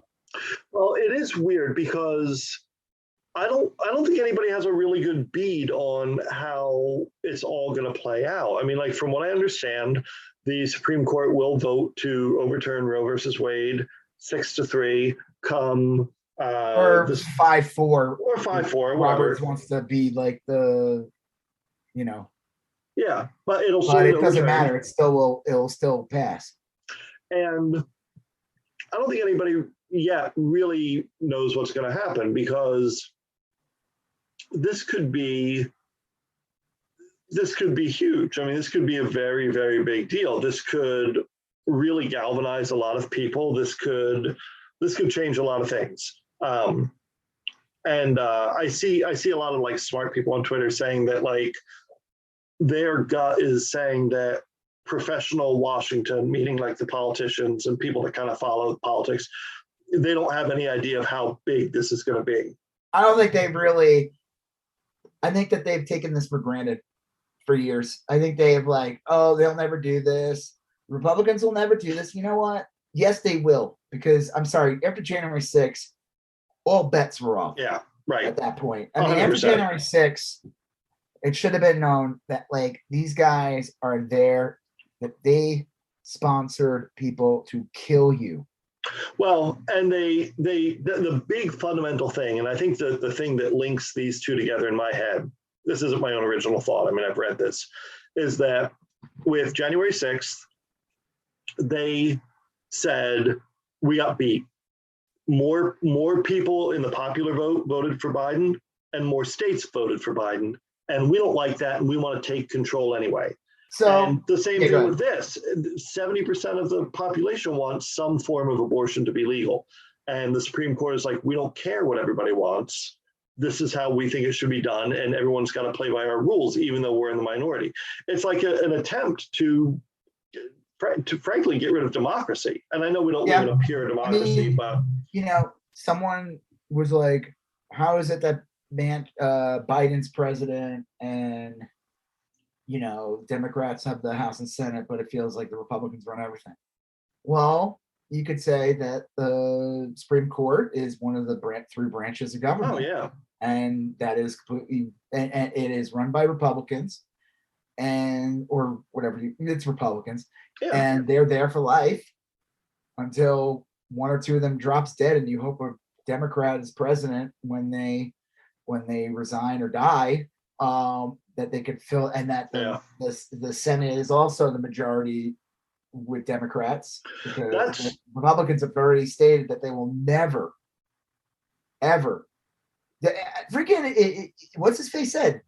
If Biden, let's say, okay, so the Republicans, if they take the House, they probably, it looks like they might take the House just based off of gerrymandering and districts changing. They're probably going to win the House just by that, or who knows? But it might not. The Senate is one that's a little more up for grabs, and basically McConnell said, even if Biden gets elected again, there'll be 6 years without a judge. He doesn't give a shit. They'll make sure there's no judge ever. Well, that's unacceptable. I mean, I don't know why. That's unacceptable. I mean, I just don't know why that's tolerated. You, McConnell, are wrong, sir. You violated the Hatch Act. God. So it's funny you bring up January 6th, because a lot of these Republican assholes are, and even some dipshit like so-called moderates, whatever. Yep. They're like, you shouldn't protest outside of the Supreme Court. Fuck that. Fuck that. Fuck these people. You know what? No. These motherfuckers are going to affect everyone's life for decades. And if they can't handle having protests outside their house for whatever, a month, 2 months, or forever, fucking deal with it. You know what? That's consequences of your action. Right. And you know what? That's called freedom of fucking speech. If none of these people if they don't, it's peaceful out there. Republicans are trying to make comparisons to that to January 6th, which is absolutely insane because one, it is very different. No one's smearing shit on Kavanaugh's house. Right. No one's lighting it up. No one's attacking. No one's building a gallows out in front of his house. Yeah, no one's building a gallows. I mean, as far as I know, I didn't see none of it's not. It's greatly exaggerated. There's just people out there and they're protesting. And thankfully, we have a Democratic president right now because I guarantee you, if it was Trump in the White House, those people would have been gassed by now. They would have been arrested for sure. I know. They would have been their fucking heads caved in. Trump would have been tweeting right now, cave their heads in.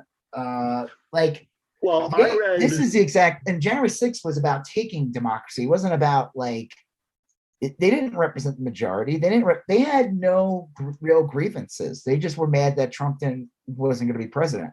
Yeah. Well.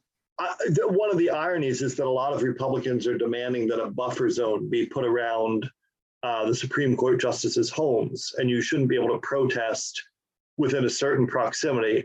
But the irony is that all those Supreme Court justices struck down buffer zones for places like Planned Parenthood and stuff. They said, no, there's no need for a buffer zone. So I say, just take them at their word and say, look, whatever you've said is acceptable to do in front of a Planned Parenthood, that's what we're going to do in front of your home. You know? And if you change your rules or whatever, then sure. But hey, you've said you can bullhorns and graphic. Kavanaugh's neighbor, I think, is the one that supposedly organized it. Yeah. Yeah. Yeah. It's kind of funny. It is. What the funny thing too is the other day on Twitter, I was Chevy Chase was trending, and I was like, what? So Kavanaugh lives in Chevy Chase, Maryland. Yes. That's the name. Yeah. And it's very weird. I used to live in Gilbert Gottfried Boulevard. Everyone talked like this. It was awful. Funny at first, but after an hour. Yeah. Well, I grew up in Paul Lind Heights, which was there you go. Paul. No, that's not Poland. That's Paul Lind was the center square for a long time. Yeah, no, I'm thinking of what's that guy's name? He had glasses and he would go, you dressed up like yeah. He was another gay comedian from the 70s. Charles Nelson Riley. Yes. Yeah. Did you ever see Alec Baldwin as Charles Nelson Riley in Actors Studio with Will Ferrell? That is possibly one of the fucking funniest skits ever. When you played King Lot in the Troll in Central Park, it was so. It's possibly one of the funniest skits ever. Yeah, I love that era of Hollywood, that whole. People famous just for being famous.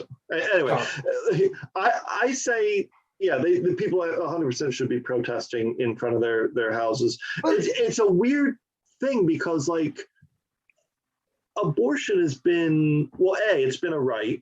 My daughter was born with that being a constitutional right, and now they are taking it. They're stripping that right from her.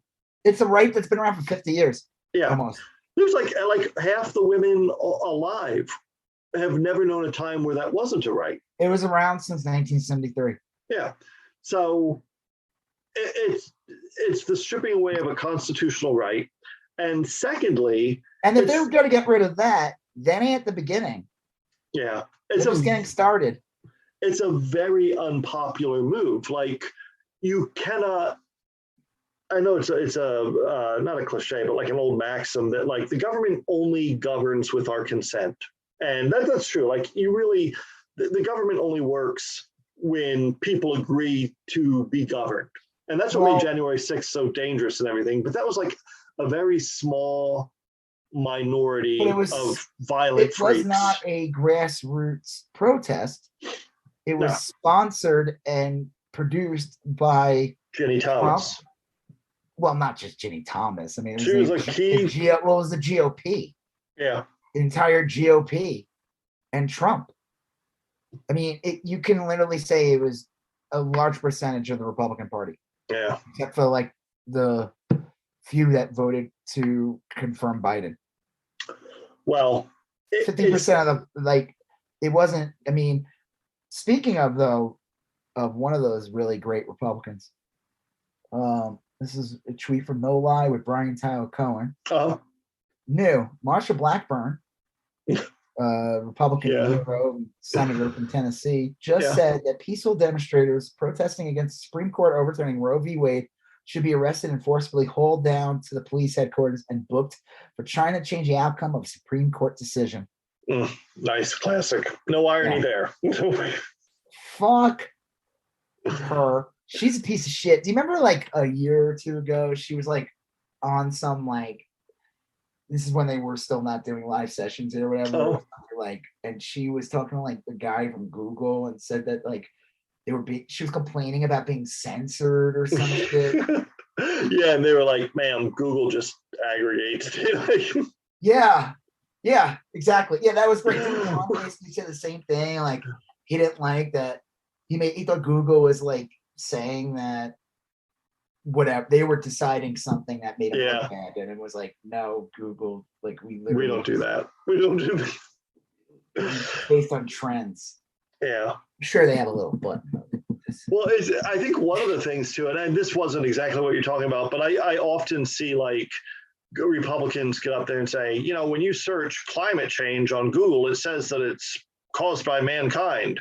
And Google's always like, look, that's just what all the scientists say. Like, that's how Google works. Well, we show you the good data first. You know, we don't. The idea that argument still exists just shows you we're fucked.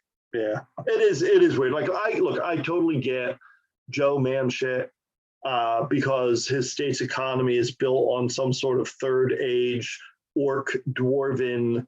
No, it's also that he's in the pocket. Well, yeah, but like the money because of that. I get it. Like, I get why they would be so shitty about it, because like without coal mining, West Virginia, the only thing they have to offer the world is like black lung disease. Mountain Dew. Exactly. You know, like I don't know. I mean, so it's understandable. And my apologies to the people of West Virginia. Yeah, I just read this big paper today on the West Virginian economy, and one of the biggest problems is that like 10 years ago or 15 years ago, black lung disease infected like 0.08% of the coal miners in West Virginia. And today it affects 5% of them. And this is like with tons of new technology and that's safety. Insane. Like, how is that? It shouldn't be that way. No. It should be the opposite. That was it. They were like, now we have like good ventilation systems and the EPA has done this and there's like better masks available and like blah, blah. Yet in West Virginia, inexplicably, the black lung rate of infection has gone up like fivefold. Well, speaking Get of your shit together, West Virginia. Like, West Virginia and its shitty Senator Joe Manchin, fake ass Democrat Joe Manchin, they did a vote today. Yep. To what? Codify Roe, or what was it was basically to codify Roe, or to make reproductive health care federal right, or, you know, enshrine it in federal law. And every Republican voted against it, and 49 out of 50 Democrats voted for it.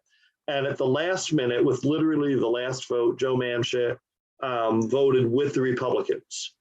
And had he voted, Kamala Harris from breaking it and making it, and it wouldn't have even made it law necessarily. It would have like moved it to debate. Now, I will say, I saw a pretty good argument. You didn't want to see 20 minutes of Ted Cruz talk about fetuses? Well, you should have, and like that's the interesting part. No, he should. Like, that's right. Make them fucking squirm.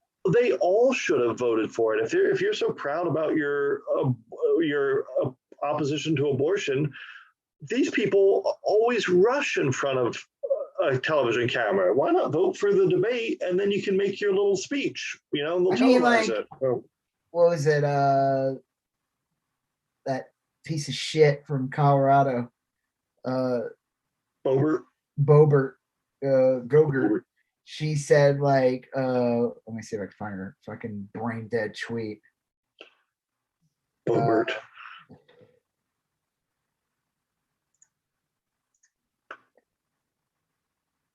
She is something.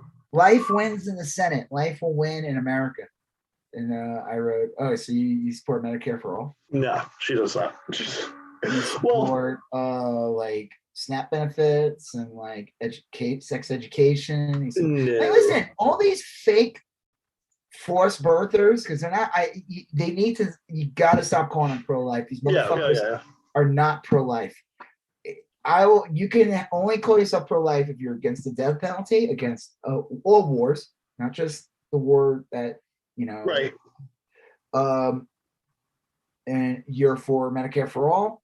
You're for child daycare. You're for prenatal care. You're for all the things involved that make sure that we don't people have get to be alive. Death. What is it? We have like the highest infant mortality death rate or something crazy. It's not the highest, but it's much higher than other. Higher than it should be. Yeah. Well, then we can have this conversation about how pro-life you really are. But if your whole stance is, I don't like abortion because it because I'm pro-life, but then you're pro-death penalty, pro-gun, not giving a fuck about the environment, all these things, or anti everything too. Yeah. Then I don't believe you, and there's no point in talking to you about it. You just, you just want to control women's uteruses or something. Like it is that simple. And not the weird thing, but like Kristen Sinema voted with the Democrats, which makes sense. I mean, that seems I'm not shocked by that. Yeah. I'm not shocked by that at all. No, she's pretty reliable in some ways. Well, people were like, that would just been insane. Like if she voted against it, I mean, I'm surprised that like, I guess I'm not surprised. I take that back. I'm not surprised, but I would have wondered more. I kind of wondered if maybe Murkowski or Collins would have voted with the Democrats here. They didn't. I know they didn't. Who cares? They didn't. Good job, Maine. Yeah. I don't know why you voted for this fucking witch, But like Murkowski, I'm a little surprised. This is the kind of vote that you would see Murkowski siding with the Democrats. I don't understand that either. I mean, she's always been kind of like but she voted for fucking Kavanaugh. She voted, yeah. I'm sorry, but like these two both voted for Kavanaugh for the Supreme Court. They could have been the ones that made sure he didn't get in. But you know who also voted for Kavanaugh? Joe Manchin. Yeah. I'm not shocked by those three. Well, the people who confirmed Kavanaugh basically stated, because when Kavanaugh got in, it was the already end of Roe v. Wade. Like Amy Coney Barrett was just the complete knockout punch. Yeah, that was. It always was really a 5-4 court. Joe Kennedy just kind of swung a little bit. Yeah. He was mostly a right winger. I mean, he confirmed George W. Bush in 2000. White House is a really good job. Senator Whitehouse, Washington, he's on the committee when it comes to like the judges and everything. And he's been posting stuff about like, the Roberts Court, and they're basically just like a rubber stamp for corporations. And what's his face was too. Like Kennedy just like, it was like 15% where he would, issues like abortion. They would be protected because you had a judge like Kennedy in there. But he was mostly right winger.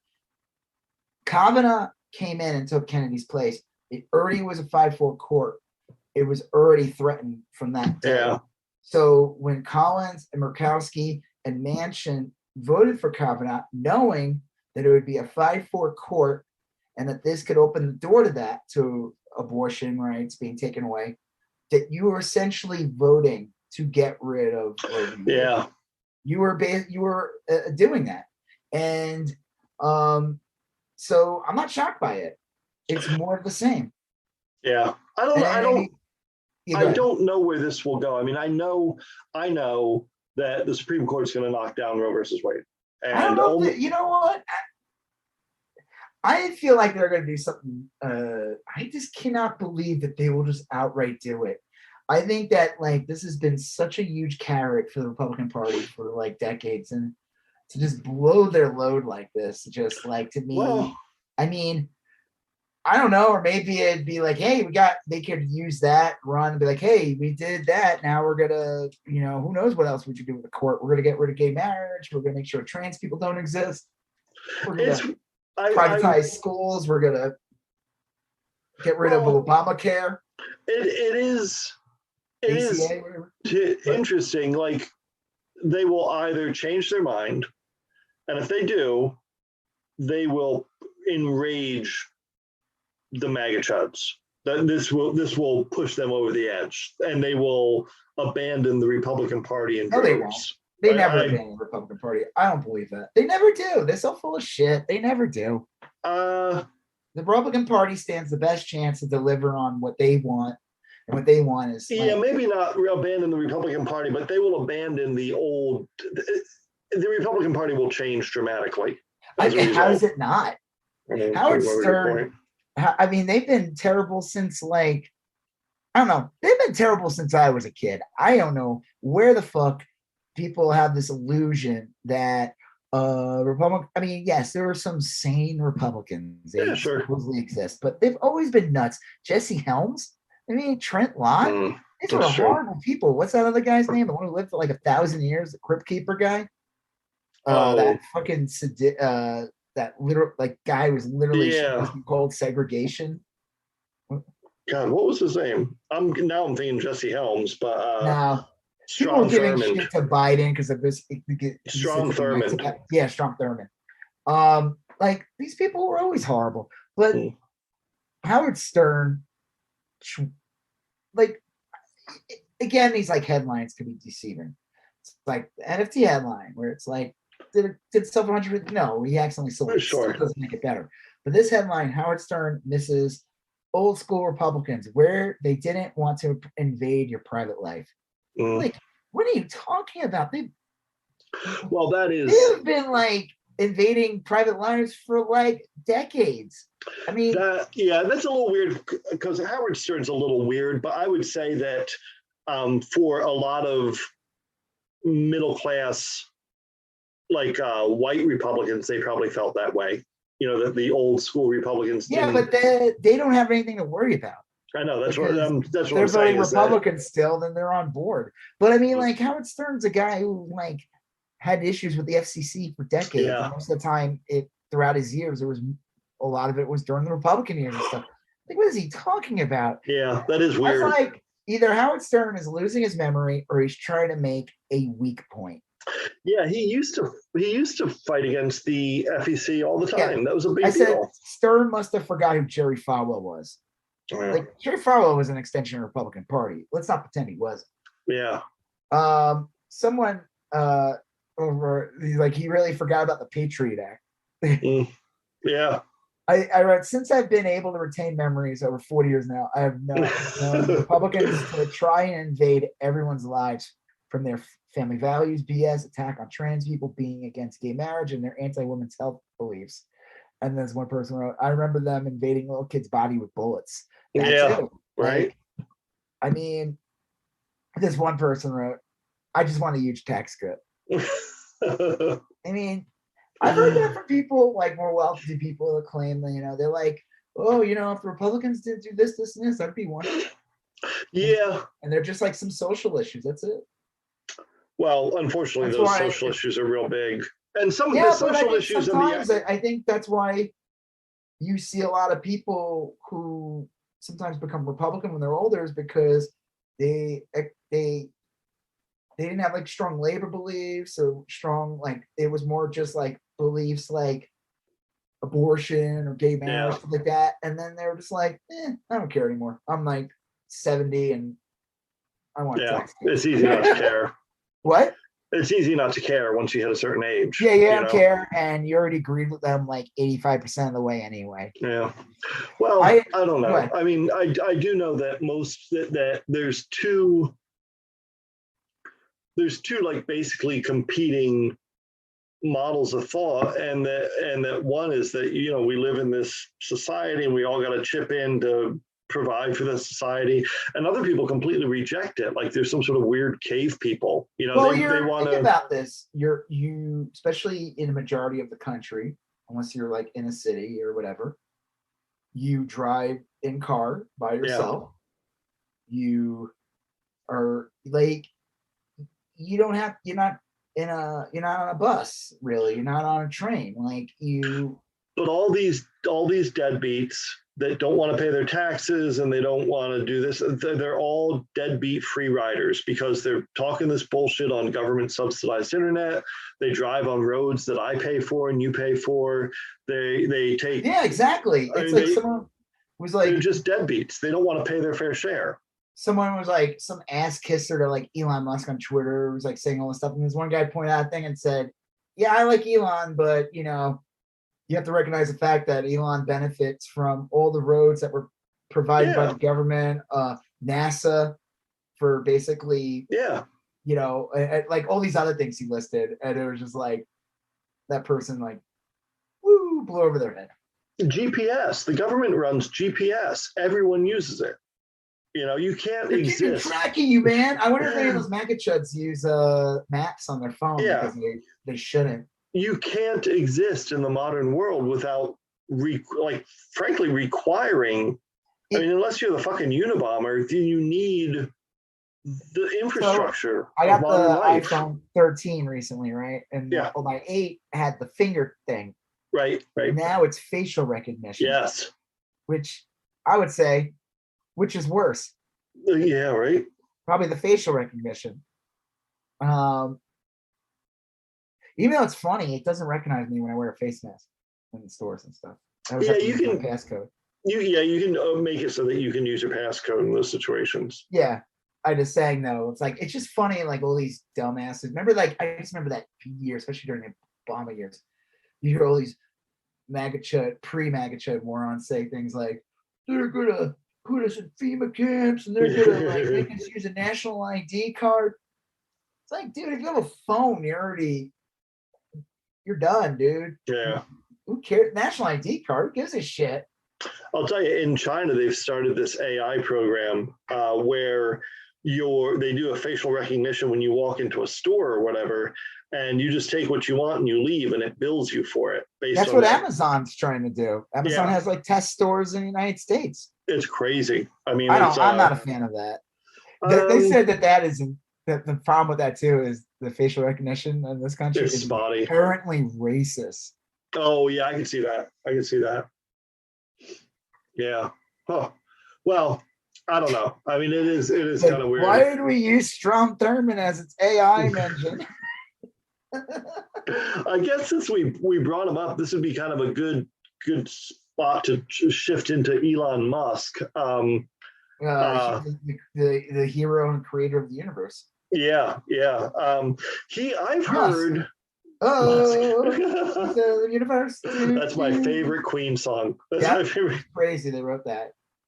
He actually invented the band Queen. Do you know that?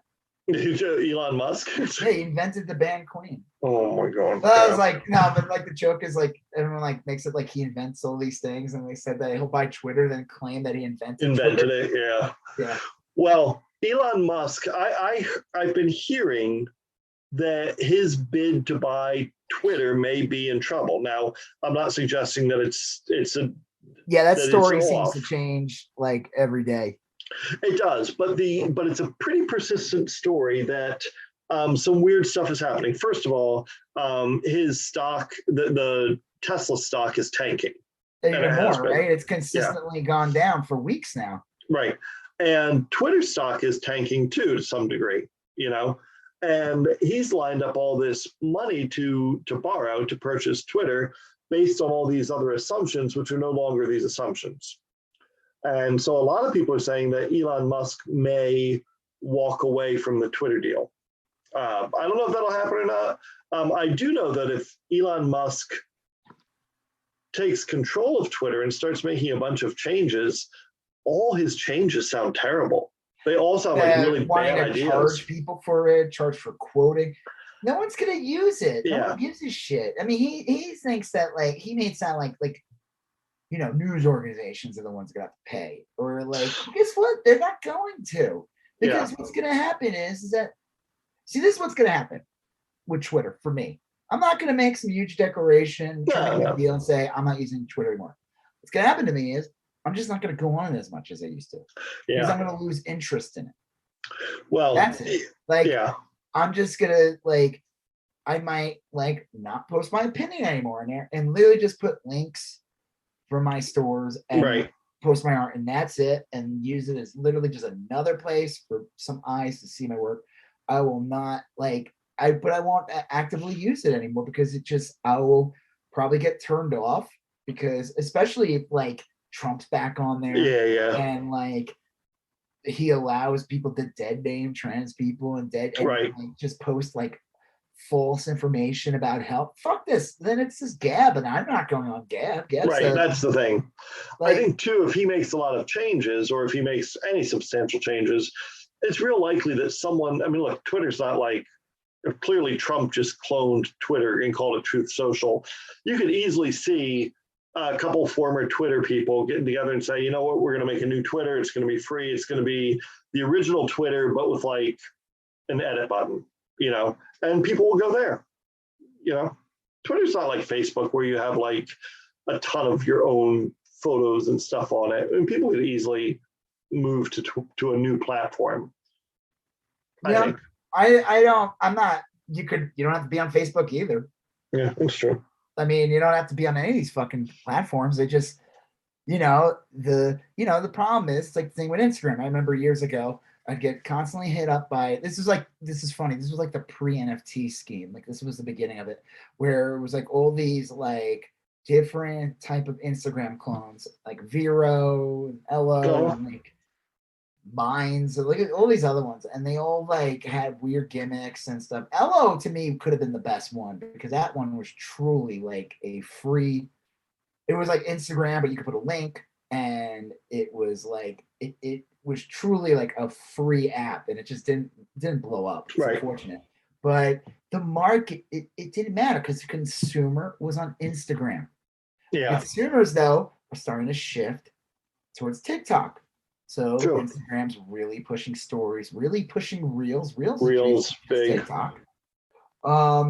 They know that most people maybe are not even looking at their feed anymore on Instagram. They're looking at the reels, because that people like TikTok. So they have to try to modify it. Twitter tried doing that they had that weird stories. Oh yeah. No, people were like, this is stupid. I don't. What were they called? Instances or something? Or I don't even remember. Yeah. Flights or something like that. Yeah. And I don't even know if they still do them or not. I did it once, and I was like, this is weird. Yeah. It's all about where the consumer is. Yeah, true. So if Elon Musk wants to buy Twitter and let a bunch of horrible Nazis back on, Trump back on, make it an unsafe place that it already is kind of shitty, and make it worse, people are not going to use it. It's not a fucking. It's just a platform. It doesn't run the economy. It has a lot of effect it could have a lot of effect on things, because the conversation's on there. You have instant reactions from people. Like Roseanne Barr was fired from her show because of a tweet. Yeah.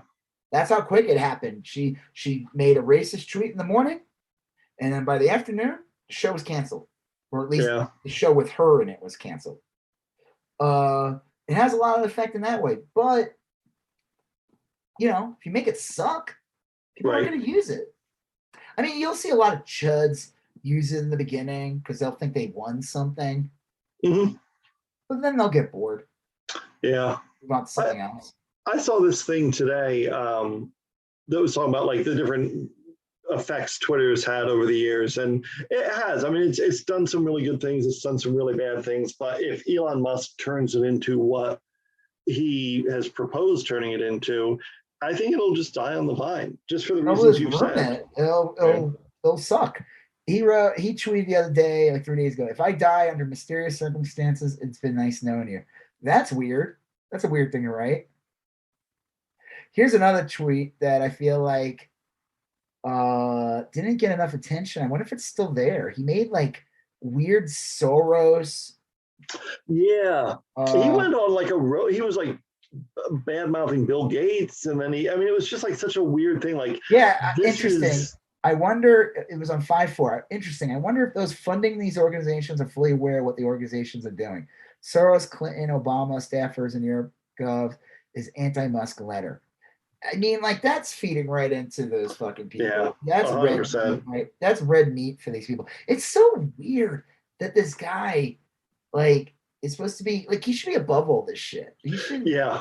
It's really odd. It just, I think, it just shows he's more of a grifter than really a so-called Well, savior of humanity because that's not a normal thing. he's just one of those guys that was born wealthy and has been surrounded by people telling him how smart he is all his life, and it's frustrating. Anyway, I don't know if he will wind up buying Twitter. I'm less. I do think he'll still do it. Like if in my head it's 60-40 with him purchasing it, but I used to think it was a done deal, and I don't think that anymore. Well, it seems like, I mean, you know, if his stock keeps going down and most of his money is based on the value of Yeah, the stocks, he's not. I don't know. I think the whole thing has been a huge vacuum suck.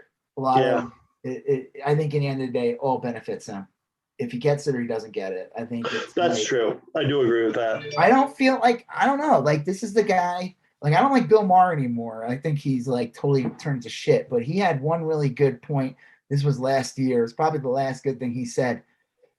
This was probably before he fully became a MAGA chud because he's pretty much one now. Mhm. Anytime I see like a quote from him now, I'm like, oh my god, he's literally just repeating like Ben Yeah, Shapiro shit. Um, but he made a really solid point. And he probably got a memo after and said, "You're not allowed to say that anymore." He said, like, what the hell is Musk doing? Like, he saw Musk was pushing NFTs and crypto, and he's like, "You're supposed to be the green energy guy. You're you're supposed right. to be Yeah, like, if you're supposed to be the guy that's like making sure people are using these renewable energy, using electric cars, mhm. reducing carbon footprint, getting us off fossil fuels, you should not be Right. pushing crypto and NFTs." They just those two don't mix. And I thought that was like a really good point. I don't, and then it got lost or whatever, but it was probably the last good point he ever said. That's He was true. 100% right. He was just like, that doesn't make any sense to me. Like, Yeah. you can't be, I don't know. Yeah, we'll see. I don't. And the last thing to say that, like the other day when he said he'd bring Trump back because he Yeah. feels like, what did he say? Some bullshit. Like he feels like a huge portion of the population, they're not being treated fairly because he's not on there. It's like what? He said basically like people clearly want to hear what Trump has to say, so we should let him say it. But like, What? I don't know. What does he have to say? Yeah. It'll do literally. If Trump was on Twitter, what would he do? Literally the whole time. Well, He would just talk about the there's 2020 election yeah, nonstop. there's an argument to be made that I read an article about this today that there are some Democrats that secretly really want Trump back on Twitter because the more Trump talks, the more of a shithead he sounds like. He's Yeah, but dumb. I think it works in his favor. I don't think it works against him. I don't. Yeah. I look. I think that the people If that you are have worms in your brain, sure. it ain't gonna. You're not gonna be like, oh my god, I can't believe Trump said that. No, you'll just say, oh, you just don't like his mean tweets, but he's Yeah. saving the economy. Like these people are brain dead. Like all Well, the and right wing media like can just invent anything. Someone brought up a good point and said, I don't. I think it was a conversation. I tweeted something, and this guy was kind of having a back and forth with you. It had something oh to do yeah, with like with so Joe schools. Manchin's a piece of shit. He's done more damage to the Democratic Party and progressive movements than any Republican wish they could, which is 100% true. Yeah. And this guy, Barf Cake, weird Garfield as an icon. Like, how Yeah. long are Dems going to play this game where they can't do shit because of the Dixiecrats? I mean, he's right, but unfortunately, he's also wrong because Joe Manchin's there. Now, if you want to like have this secret cabal where Joe Biden's like, yes, we will get rid of abortion. I will use Joe Manchin as the bad guy. I mean, Yeah. That's just like a little too much. And then he wrote something interesting. He said, oh, that's it. You were talking about like in Florida. Oh, you said that I'm gonna do this in a Joe voice. Yeah. That's a great text. I used to teach section rhetoric at a public school in Florida. Yeah. That's Like, exactly. it's like you're hearing a recording of yourself, right? Yeah. All right. You said we used this as our reading. I'm pretty sure reading in 200 yards from a school now is illegal. And that guy wrote, I have witnessed state history lesson plans on racism taught in Alabama public schools for at least 2 decades without objection, suddenly becoming divisive. First, Yeah. it was Common Core. He's just bringing up these points. And I wrote him, I said, it's amazing how effective right-wing GOP media really is. They can make anything into a problem. Yeah. It is weird. Barf Cake does bring up a really good point. These things have been Barf Cake. I think Barf Cake really makes a solid point here. Well, he's right. Like these things have been taught for years and years, and no one gave it a second. They weren't controversial at all. This was a really good take from Turd in My Butt 7-3. Yes. Stuff butt 26. Cool. No, he is bringing up a solid point. I mean, but that's what just shows you the right wing media can just gin up people and they just make up shit. So no, they're not going to be like they're not going to be like, oh my god, I can't believe Trump said this. No, because they'll just put on something and then eventually, or they'll get an email or whatever, and they'll be on to the next fake controversy. Yeah. I mean, they were able to like create this thing where Dr. Seuss stopped putting out a book because they didn't want to produce it anymore and turned it into they are taking the cat in the hat away from you. Yeah. It's a bunch of like real it is a bunch of people who don't have critical thinking skills. That's it. I mean, like with a lot of them, like with a lot of the stuff the MAGA chuds come out and say, like, part of me is just like, think about what you're saying. Does it make sense that Hillary Clinton would be running a child trafficking ring out of a pizza restaurant? That has no basement to begin with? Think about that. Like you can think terrible things about Hillary Clinton, but like, does that particular charge make any sense, or does it? That's why I always like the issue with conspiracies. Like that's why I can't stand them anymore, because they're ruined. Like they used to always have just something there that based on historical. Yep. There was always something there to ground them. Right. But these are just insane. Yeah. They're just insane. None of them have any. They're just old, tired, racist, anti-Semitic, and anti-homo and homophobic bullshit that they've been pushing for centuries now.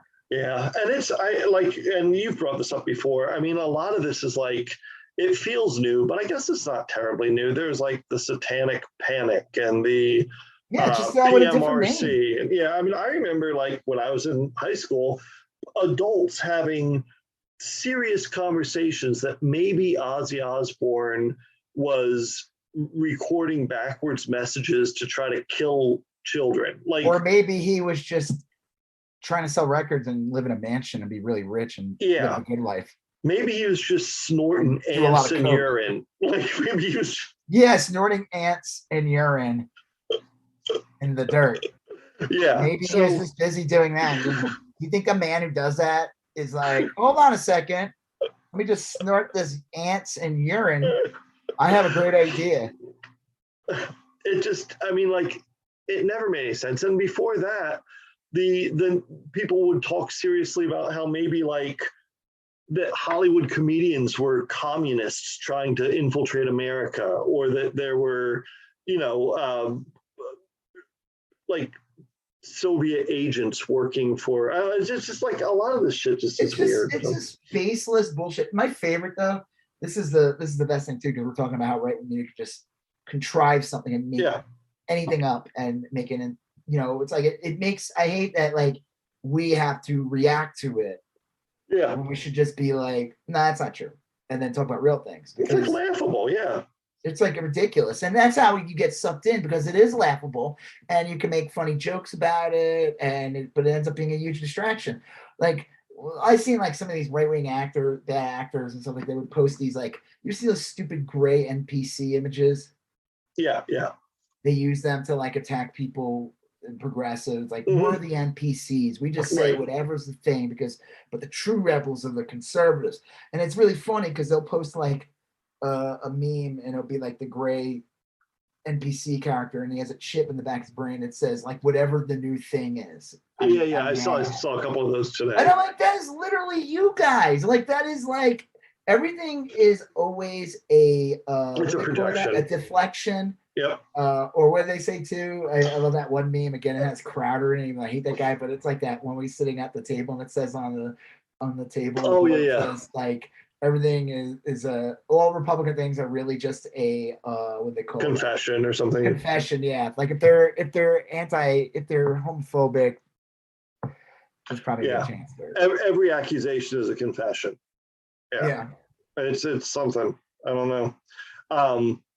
It is again, it's that weird sort of post-truth moment. I guess there's like an awkward situation, but I guess it's kind of an interesting one. What do you make of the theory that Vladimir Putin has like stage 4 bowel cancer and is about to die? Have you heard I don't this? believe until he's dead. Yeah. I think he's rich and powerful enough that he'll come out ahead, even though this man has been known for poisoning his political rivals. Yep. For having that poison. I don't think he's the actual one doing it. I don't think he does it himself. No, I don't think so. I think he has guys that do that for him. Yeah, as a poison guy. Gotta get this cat out of here. Oh, jeez. Rick's shit up. Amazing. I think in the previous episode, I talked about this episode, the cat like would break in our room and just like, up, sit on my wife's head and like, just like. Cat's got issues. He's just an asshole. But I would like make sure to try to close the door. He'd somehow just break in. I don't know. I threw him in the bathroom. Like, only for a couple hours. I threw him in the bathroom, closed the door. How'd it go? He never came back. There you go. And you know what? Someone's like, that's abuse. You know what? The cat not letting me sleep for weeks. Yeah. That's abuse. A cat sitting in a bathroom for a few hours is not abusive. And I'm a big animal person. It's a nice bathroom. It's roomy. Yeah. You can walk around and do stuff, and maybe he'll chill him out for a bit. And not sit on my wife's head in the middle of the night. Yeah. Well, I think I don't know. I've seen a lot of these photographs. Like I got a call from like, I don't know. ASPCA. I've seen a lot of these photographs of Putin where they're talking about it, and dude looks like visibly sick. Now, I know a lot of them say like, he's had injuries in the past, and people riding those horses shirtless can cause all kinds of damage. Back when he was transformed from a centaur into a full human and full horse, There was a weird video of him like a week or two ago where they showed him in like being interviewed, and he was like holding his hands on the chair. Yeah. Really hard, I saw that. Trying to keep himself still. And they said that like he must be suffering from Parkinson's. I saw that, yeah. But then there was some other picture of him recently, and he's all puffy. Yeah. Someone said they worked in like an oncology ward. I think I read that same tweet. That's not a sign of someone that's going to be alive like 6 months to a year from now. One person, Molly Heckler, she wrote like, I thought he was just using filler. I don't know. I 100% believe that. Like, if you do something for a long time, like if you're a doctor or whatever, you can tell. Like I worked in mental health for like years and years, probably a dozen or so years, and I can. Look, who knows if I'm right or not? Maybe I'm just fooling myself, but like I can often look at someone and kind of quickly tell that they might be schizophrenic. I can like just look at them. Doesn't take long, and I'm like, I look schizophrenic. You don't look schizophrenic. What does that look like? It's hard to explain, but there's Do they like revert from like an Englishman to like a cabbie to like a no. mercenary back It and would forth? depend too on if they're on medication. If they're on medication, it's usually pretty easy to tell because they used to treat it with Haldol, which is like a pretty significant drug, and they get this like 1,000 yard stare, and they kind of shuffle around. And but like even if someone is like in a psychotic state or whatever, and schizophrenic, you can just tell like the way their eyes dart around and like the way their face kind of contort slightly. I mean, I know this is like stereo. I feel like we're talking about it, but like you can just tell, like if you've worked in that field. So when an oncologist is I woke like, up today with a bad case of schizo face. well, when a oncologist says, "No, I know that. Look, it's they have cancer or whatever." Part of me is like, I'll bet you they know what they're talking about. Maybe or maybe not, you know, but like I that mean, rings the true to guy's me. not young. He's 69 years old, first of Mm. all. I mean, that's not, you know, he could in theory live like another 20 years, no Yeah, problem. sure. But he's also not young. Right. 69 is not, you're not in your prime of your life at the age of 69. No, and I don't know what the average lifespan in Russia is, but like, I don't think it's like exceptionally long. But this isn't a regular person. This man's like a billionaire, lives in a True, but come castle. on, don't tell me his blood type isn't smeared off or something. You know, Yakov Smirnoff. What a bloodlot! What a bloodstream!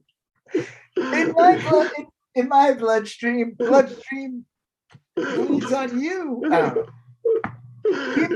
In my bloodstream, hemoglobin is. I don't fucking know. You know, it's hard to do on the spot. It is. When I don't know a lot about blood. True. But yeah, right. In my bloodstream, type A. When you're a type B, what a bloodstream. Well, I know that he looks ill, and I also agree with you that like, look, he's very wealthy and powerful, and if there's at all a way to he's not like some Russian living in Siberia or like you know, he's not going to like Boris's discount phlebotomy, you know, to get a lot of his work done. Like he's not waiting on that toilet paper line that we were told about. Yeah, so I don't know. It is kind of weird. It's that whole thing is just strange. The whole well, I'm sure someone terrible will just take his place anyway. Yeah, it's just, I don't know. Like Starscream, Megatron. Yeah, you almost want Megatron to stay in power, right? It's like going back to Ozark. It's like the same thing. You Omar and that other dude that Ruth kills. Right, you would have been better off with Omar in power, not that guy. That guy's nuts, you know. I don't know. Russia's weird. Like I can see Russia going more Western, you know, like they just wear like no, but like if Putin leaves, I could see reform happening or something, you know, like it's like what's his face in Saudi Arabia? What's his name? MBS or that guy's name? Yeah. Like he's trying to make Saudi Arabia more progressive. Look. Women can look at a car now without having their eyes burned out of their socket. Check out these ankles. Yes. It is weird. I don't know. I mean, like dog's farting in here. It's not me. There is always this kind of trend towards liberalization, you know, and sorry. Go ahead.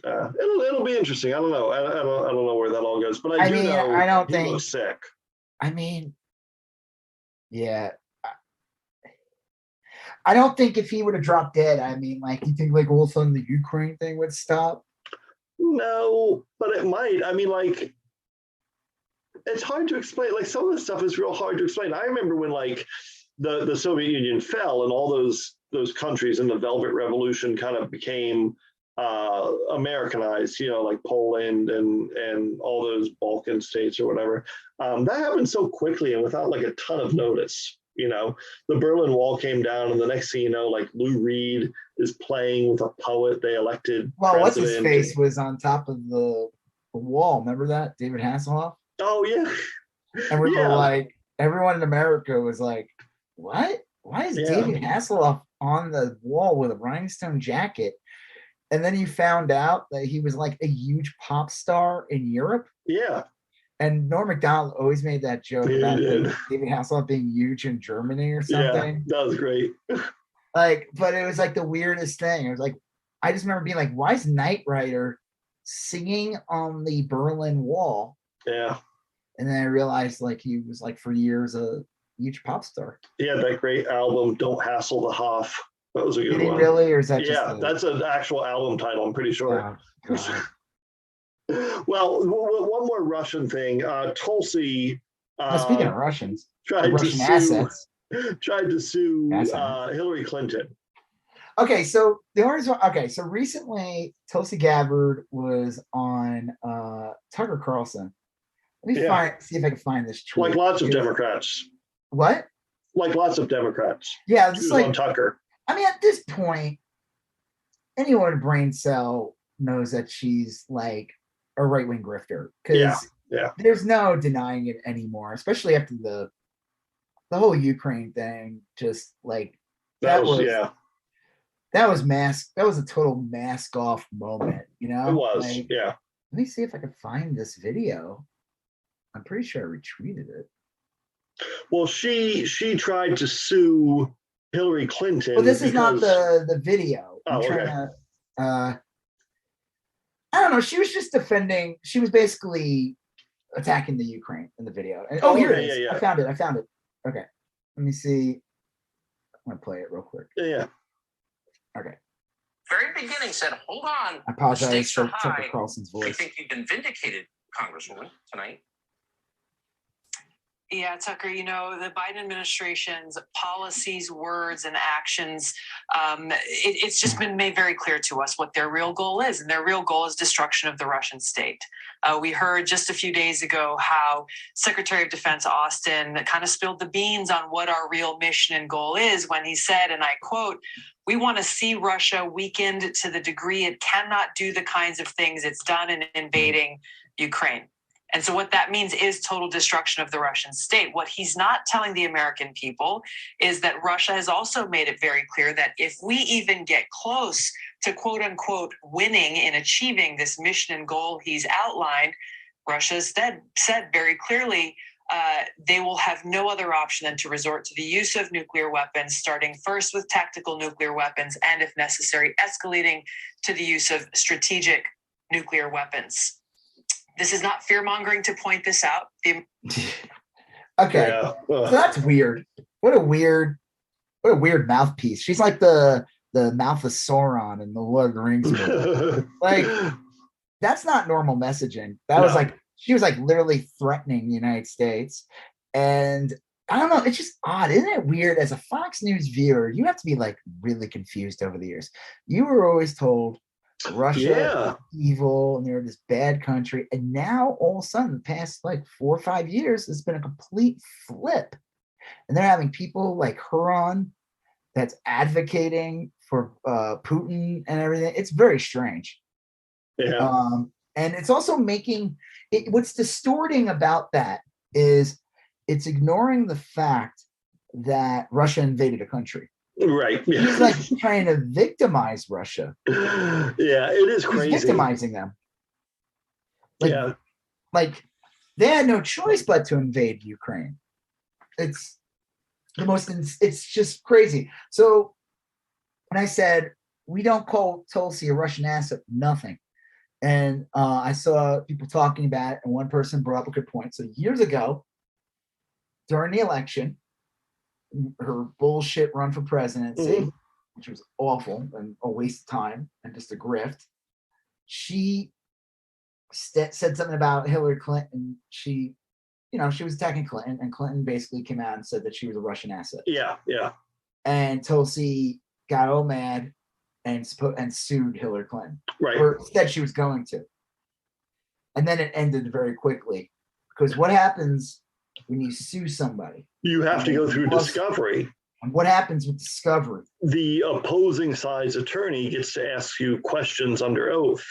And if you refuse to answer some of them, then your suit can not go forward. So if Tulsi goes through discovery and Clinton's attorney is like, who in Russia do you talk to? She'd have to answer that or put her case at risk. So she quickly dropped her case. Of course, the whole thing was a grift anyway. Yep. She was already like a favorite of the right, YouTube, the right wing on like YouTube, Stratosphere, all that shit. She was like a favorite already, and so to say you're gonna sue Hillary Clinton, it's a grift to say that. I'm sure she got some extra donations from doing that. Sure. But the reality is, like you said, it would have went Discovery and it would have been like, well, yeah, you are. Or like you said, she would have had to just dropped it, right? Because she like wouldn't answer the questions. Well, yeah, because the at Discovery, that's often when you're trying to figure out if the suit can go forward.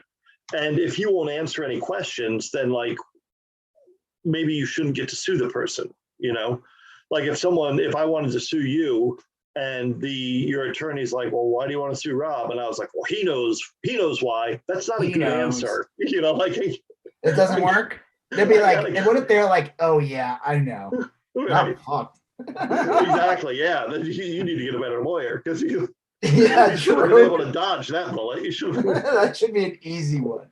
Yeah, that's a softball. Why did I get a lawyer named Lionel Hutz? Yeah. So anyway, that is kind of like a fun anecdote about Russia and Tulsi, which are anecdotes that often go well together. So at this point, she's just Fox News trash at this point. No one. I'm glad that. I'm sure there's still some dipshits that will try to sell her as a progressive. Yeah, that's fine. They can, but I feel like that conversation, like whatever validity she has, is done. Yeah, that is true. Yeah. Well, the last item on our list was Greg Abbott in the schools, and Greg Abbott he's in the middle of a. You're governor. Yeah. You're a governor. Well, I am so happy I don't have to say that. But I don't have to say he's my governor. Yeah, he has said a whole bunch of things lately, and a lot of this is post Supreme Court leak about the decision regarding putting some of these things back in the state's ballpark. He said one of the first things he said is he wanted to refuse a public education to any immigrant children, not non-citizen children. And I wanted to mention this last week. There is a weirdness to that. Like, he's wrong and he can't do that because that's one. In the United States, any kid, doesn't say citizen, any child has the right to a free and appropriate public education. Period. See, this is why the right wing hates public education. Yeah. Because the difference between public schools, a charter school and a private school, do not have to guarantee you education at all. Right. They can pick and choose. That's why, like, a lot of people say charter schools do better than public schools. Yeah, they don't have to accept low-performing students. Yeah, they also don't have to accommodate kids with disabilities. Right. Yes, they don't. Public schools do. So and that's a thing that the right wing and the anti-education people either, I don't know if they're aware of it, but if you have a kid with a severe disability, unless you're rich, you don't give a shit because you send that kid to a private school, whatever, that will accommodate. But if you're not, you should not vote Republican because the public school is your best chance of having your disabled child having any kind of education at all. Here's where I think that's a winning message, even though A, he can't do it legally, and B, it's horrible morally and ethically. However, I've worked in places before where here's the situation. Let's say there is a citrus farm and they need a lot of kids. They need a lot of people to pick the citrus and they don't want to pay them much. So they hire a bunch of undocumented workers. And all those undocumented workers move into this town with their kids and they rent mobile housing on the citrus plantation and they work for peanuts, but they brought in a whole bunch of kids. Now the town in which that citrus farm is located only has a few residents, and they have a public school. And now all of a sudden, the public school, which has been propped up by about 100 households, now has like 1,000 kids to school and educate. And the citrus farm ain't paying dick. That's a problem with a lot of school districts. All of a sudden, you have a tax base that's very small, and you have an explosion in kids to educate. What do? You got to build new schools. You got to hire more teachers. It wrecks a lot of communities. And when they hear from Abbott or DeSantis or whatever, that all of a sudden they don't have to educate those kids, they're like, my property taxes will go down like 80% if I don't have to keep building new schools to essentially subsidize the citrus plantations workforce. I get that. I mean, you can't think that way. That's not the right way to think. That's not the real problem. You're just addressing a symptom. But like, there is something there that really resonates with some people, some places. Well, I guess that's the price for citrus. Well, I mean, the real answer is you fucking tax the citrus farm. Yeah. That's the real answer. I mean, like, or if you're adamant that you don't want to have them hire undocumented workers, then maybe document them, make them citizens.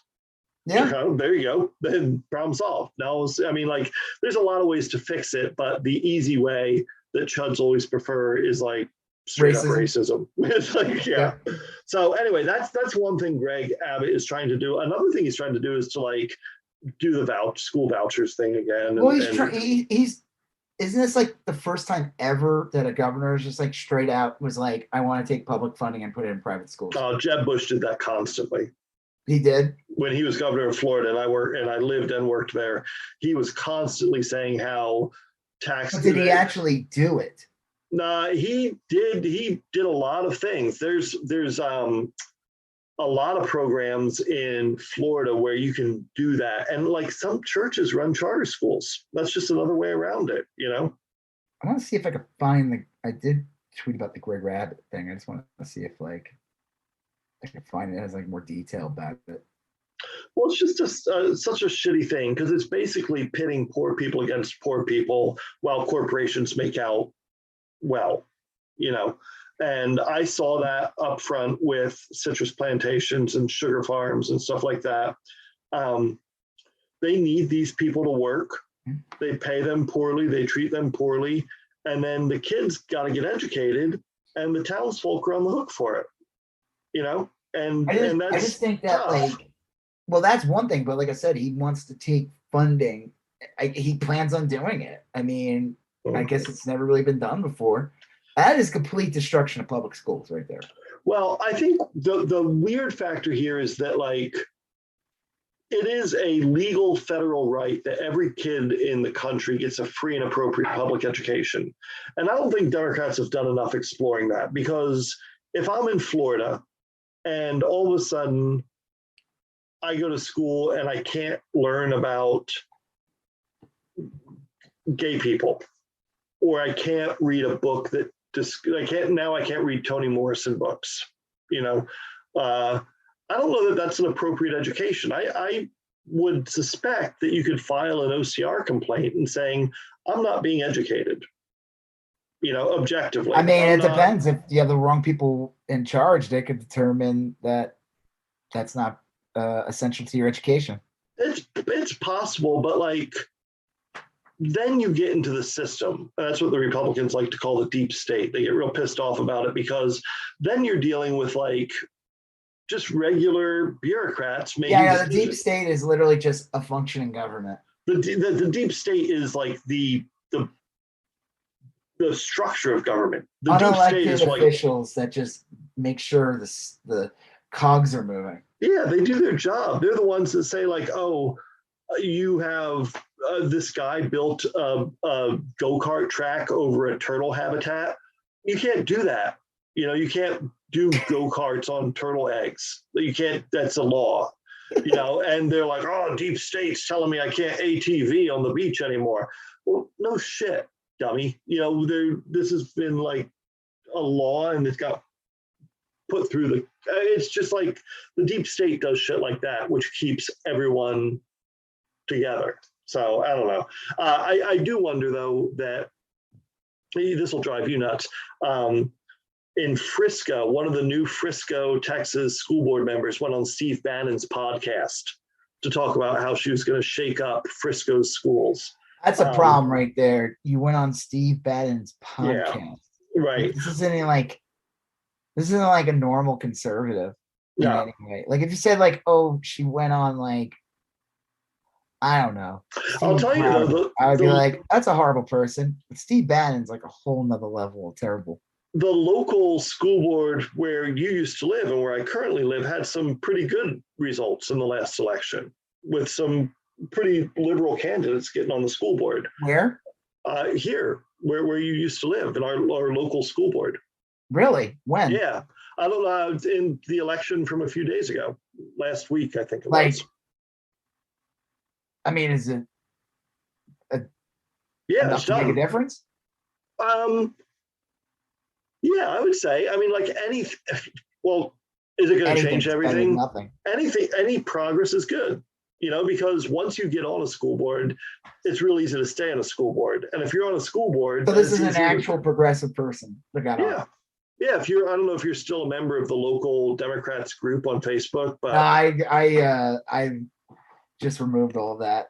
Yeah, that was like big news. Good. Well, I'll tell you after the afterwards if you're interested. But yeah, it's interesting. So I mean, did anyone leave or something? Several people left. There were 3 candidates that the Democrats were supporting, and 2 of them won. Wow. So, yeah. So good. Now there, again, like you said, there isn't. Anyway, long story short, the school boards are like a big. You kind of run those races, because Greg Abbott is going after public schools. Ron DeSantis is going after public schools. All of these governors are going after public schools, and a lot of far right-wing groups are running school board candidates. So yeah, that's why the right-wing stuff hates like the deep state, because people who work in government, they're not doing their jobs based on like what Sean Hannity said the other day. Right. They're just doing their job. Well, I'll say that like it is tough. Schools, I've talked to a lot. I'm still friends with a lot of teachers, mostly in Florida. And 2 of them lately have been posting a lot on Facebook. They quit years ago, shortly after I quit teaching. And they're all, a lot of the teachers talk about just how awful it is. Just how awful it is. Even if you're in a good school district run by good people and good, all it takes is one chud to start fucking shit up. They'll bring the wrath of the world on a teacher just trying to like fucking teach math or something. Remember that yearbook lady? Yeah. And well, your present mind cast, but like that was crazy. I mean, it wasn't even that bad, the back of the yearbook. I mean, it literally, these people lost their shit because the book had like some acceptance, like some tolerance on it. Yeah. Well, schools are being taken over, and look, Florida and Texas are next level. And there's no debating that Florida and Texas are next level. But there are, and like in Colorado is like one of the very few like really good, solid progressive states. But Colorado's school systems, that John Eastman, that Trump attorney who was planning the sedition and the challenging of electors, he was working for the University of Colorado at the time. And he was communicating with Trump from the University of Colorado's web service. He's like sitting there in his fucking classroom telling Trump that he needs to like delete all of Pennsylvania's votes. So weird. And there's a ton of, again, in Colorado, a very good progressive state, fucking Western Colorado is filled with idiots. And all it takes is like, again, every progressive state still has, just like red states have some progressive areas. Yeah. Like, I mean, honestly, Texas would be blue if you know, everyone was able to vote, Yeah, and like, that's true. or they were willing to vote, and it could. I think the potential's there. I knew Sure. that with the Houston, Dallas, Austin, San San Antonio. Antonio, yeah. These are all like mostly they usually lean progressive. Yeah, El Paso. Like what? El Paso, Yeah, like pretty blue. these are heavily populated areas too. Yeah. No gurgle butt, Right. but Well, it is crazy. but yeah, just like that, Colorado. I mean, California. Like I said, everyone thinks it's this liberal bastion. I Mhm. lived in Chico, and that was, like I said, Yeah. I would say it was more libertarian and truly True. libertarian that was progressive at all. Yeah. But man, that whole area, Northern California, everything north of Sacramento, maybe minus Yeah. like Chico and barely, I say barely, and I forgot Humboldt County, maybe. I don't know. Shit's Humboldt. red as fuck. Yeah. Humboldt's is, weird. That's like- where like Eureka and Arcata are up there. It is red as fuck. Is Humboldt really? No, not Humboldt. I'm sorry. I'm not 100% sure about Humboldt, but like Redding, super Yeah. right wing. Like, Yeah, but you're right. They are like a libertarian. They're a flavor of. But I said it's right-wing. in every state. It's just it gets down to like percentages at that point of Yeah. where a state really leans, and Yeah. Well, hell, I mean, like, there's parts of Alabama that are pretty liberal. Frankly, I mean, like, Birmingham, parts of Birmingham, and did you see though that they put in that governor, or they just voted in? They literally like the first state to outright put in a true trans ban, like basically criminalizing anything under the age of 19 will now like face criminal charges. It's like totally insane.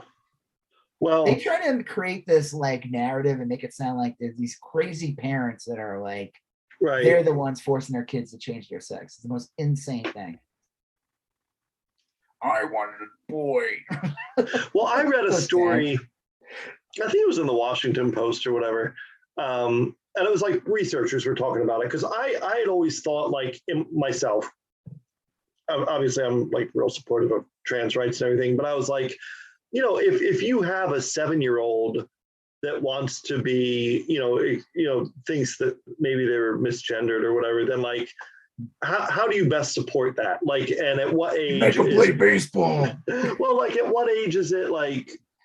At what age does a kid get to start making like medical decisions? Like, I want to start taking hormone blockers. Because like, obviously, like, there's some gray area there, like to be supportive and also to be like, well, let's. That's again, that's on the parent. Yeah, the state should not be exactly right. I'm just talking about criminalizing. This is like the same thing they did to abortion doctors and shit like that. Yeah, well, I'm just talking about like morally for myself. Like, I was thinking, like, how would I approach it? Like, regardless of what the laws or this, that, or whatever. Honestly, I can't answer that question anyway because like it's not an issue to you know what I mean. Like, right. I don't have a framework. It doesn't. I don't like. It doesn't personally 100% affect me, but I do have empathy for these people. Yeah. So I don't know. This story said doesn't. It also, you know what? Here's the thing too. These people, I think the correct answer is, how does this, like, let's say 12-year-old or whatever that has always recognized themselves as a girl or a boy their whole life now wants to go on these things because they're going through. Yeah, I think 12 is clearly like, I saw like a document or something on it once, like a document or something, and they were talking to this one person who was trans. Mm-hmm. And she's like, I wish my parents gave me, like, I pleaded with them for years and I wished it existed 2 more back then. I would look more feminine. Like, she would be, because puberty wouldn't have kicked in. Yeah. And like her bone structure would have been different. Like, well, that's what this article said, basically, is that the big right-wing lie is that so many people regret having transitioned. And the research says overwhelmingly that's not true. That also, the main argument should be about trans people is when you talk to an anti-trans person, the thing you have to ask them is, one, how does this Yeah. affect you in any way? Yeah. And I'm sure they'll have something crazy to say or something stupid to say, but that is a real question. Yeah. Like, Well, same thing yeah. with gay marriage. That was always another thing too. How does these people getting married affect The difference, yeah, the gay marriage thing is a no-brainer. Of course, that it doesn't affect anyone in any way. The weird thing about children is the notion of consent. Like, at what age can the child like give consent to medical treatments or like have valuable input? Well, the thing is that, and this is also a right-wing fallacy. Mhm. I guess hormone blockers are reversible. Yeah. Well, and they're not the And end of the no world. one is getting sex change operations Right. at 13. Yeah. This is like another fallacy that the right wing has been spreading for years. It's all subterfuge, That no one is getting these changes until they reach like 18 or whatever it is. So that is another huge fallacy that the right wing's been pushing, and that's why I would say again, how does this affect you? Yeah, it doesn't. Well, they just don't like it. That's all. They don't want that person that recognizes themselves as a boy to beat their son in wrestling. Yeah. They don't want that person recognizes as a woman or whatever to compete. And they are so scared that and it was interesting when that one governor from Salt Lake City, the governor of Utah, whatever, said like, why are you focusing on like 2 kids? That was such a great fear is that like, oh, if we accept those 2 kids in our school that are trans, it might open the door and there'll be 3 kids. Yeah, that was such a great speech, and I really appreciated like But then he got out vetoed anyway in the state. But that didn't. I think it was still a powerful speech, and it rang so true. Like I do get that a conservative Republican white male who grew up in fucking Utah, I can appreciate that you don't understand trans kids. That makes sense. Yeah, to well, I appreciate it. You recognize that you don't understand. Yeah, I really appreciate you verbalizing that you don't get it in that way. And I also think it's pretty cool and admirable that you followed that up by saying, this is none of my business, and why are we all ganging up on these? I mean, like, I thought that whole thing was really well done. And maybe a little more of that would go a long way with me. I mean, he made a solid point. Yeah. I don't know. Well, and he can go to sleep tonight knowing that he did his level best. He wasn't one of those, well, I'll let the legislature decide. I'm not really, I mean, like he did as good as he could in that situation. I guess. Yeah. I mean, what else can he do? I mean, I would give him this because he actually said something like actually good. Yeah, I thought it was fine. He pointed out a whole, why are we just attacking like 2 kids? Why are we bullying like 4 kids out of 17,000? Like, this is just like, you're just literally targeting some very specific people. This is like harassment almost. Like, this is like, but man, that's what the Republicans are doing. They're running on that. I think it's one of the weirdest. It's an odd brand. It gets people. It works. They wouldn't do it if it didn't work. You don't want them to ever wake up and be like, "Hey, wait a second. Why is it like wages not growing?" Yeah. That's Biden's fault. Because Billy wanted to wear a dress. Yeah, because the government gives Billy $1 million a year to wear a dress. Because Billy shared his Netflix password. Yeah, that too. Yeah, that's also another reason. How do you expect the Netflix CEO to get by on just $20,000 dollars an hour minus 13 cents? Can't be done. Yeah, I mean, that's not $20,000 anymore. Yachts don't grow on trees. What? Yachts don't grow on trees. No, yacht mansions, you mean? You make $20,000 a day or an hour. Oof. You have a yacht mansion. There you go. All right. Well, I don't know what we'll talk about next week when it comes to I might I'm check gonna out that see Mike Dr. Myers thing. you check that out. Let me know what you think of it. Yeah. It's not, like I said, I ain't telling you it's good. Right. I It's don't weird. expect it to be good, but I'll It's check it weird. out. But real quick, did you see the trail to Avatar? Yes. Yeah. What do you think? Yeah, I mean, I don't know. I mean, like Avatar was a good movie, and Do you remember it? yes, just because of the one of the best MacGuffins in all of cinematic history, unobtainium, which was The best name ever for an item. My issue with Avatar is from a design standpoint. Yeah. I feel like the characters look like characters that were designed in 2008 based on the limitations of Agreed. design. They would to make something CG look realistic. Yeah. Back then, or as realistic as they could. And I feel, regardless of whatever special effects they use, now modern, it will still kind of look like dated, dated CGI design. Well, I remember seeing it in the theater. I actually shelled out the money to see it in 3D IMAX. I just saw it in 3D. I didn't see it in IMAX, but yeah. I'm gonna search it because I remember seeing it in 3D IMAX and thinking like, this is technically beautiful. Yeah, the movie itself was fine. It was okay. It's a dopey movie. I mean, if it weren't, was it 13 years ago? The movie, 14 years ago, right? At least, yeah.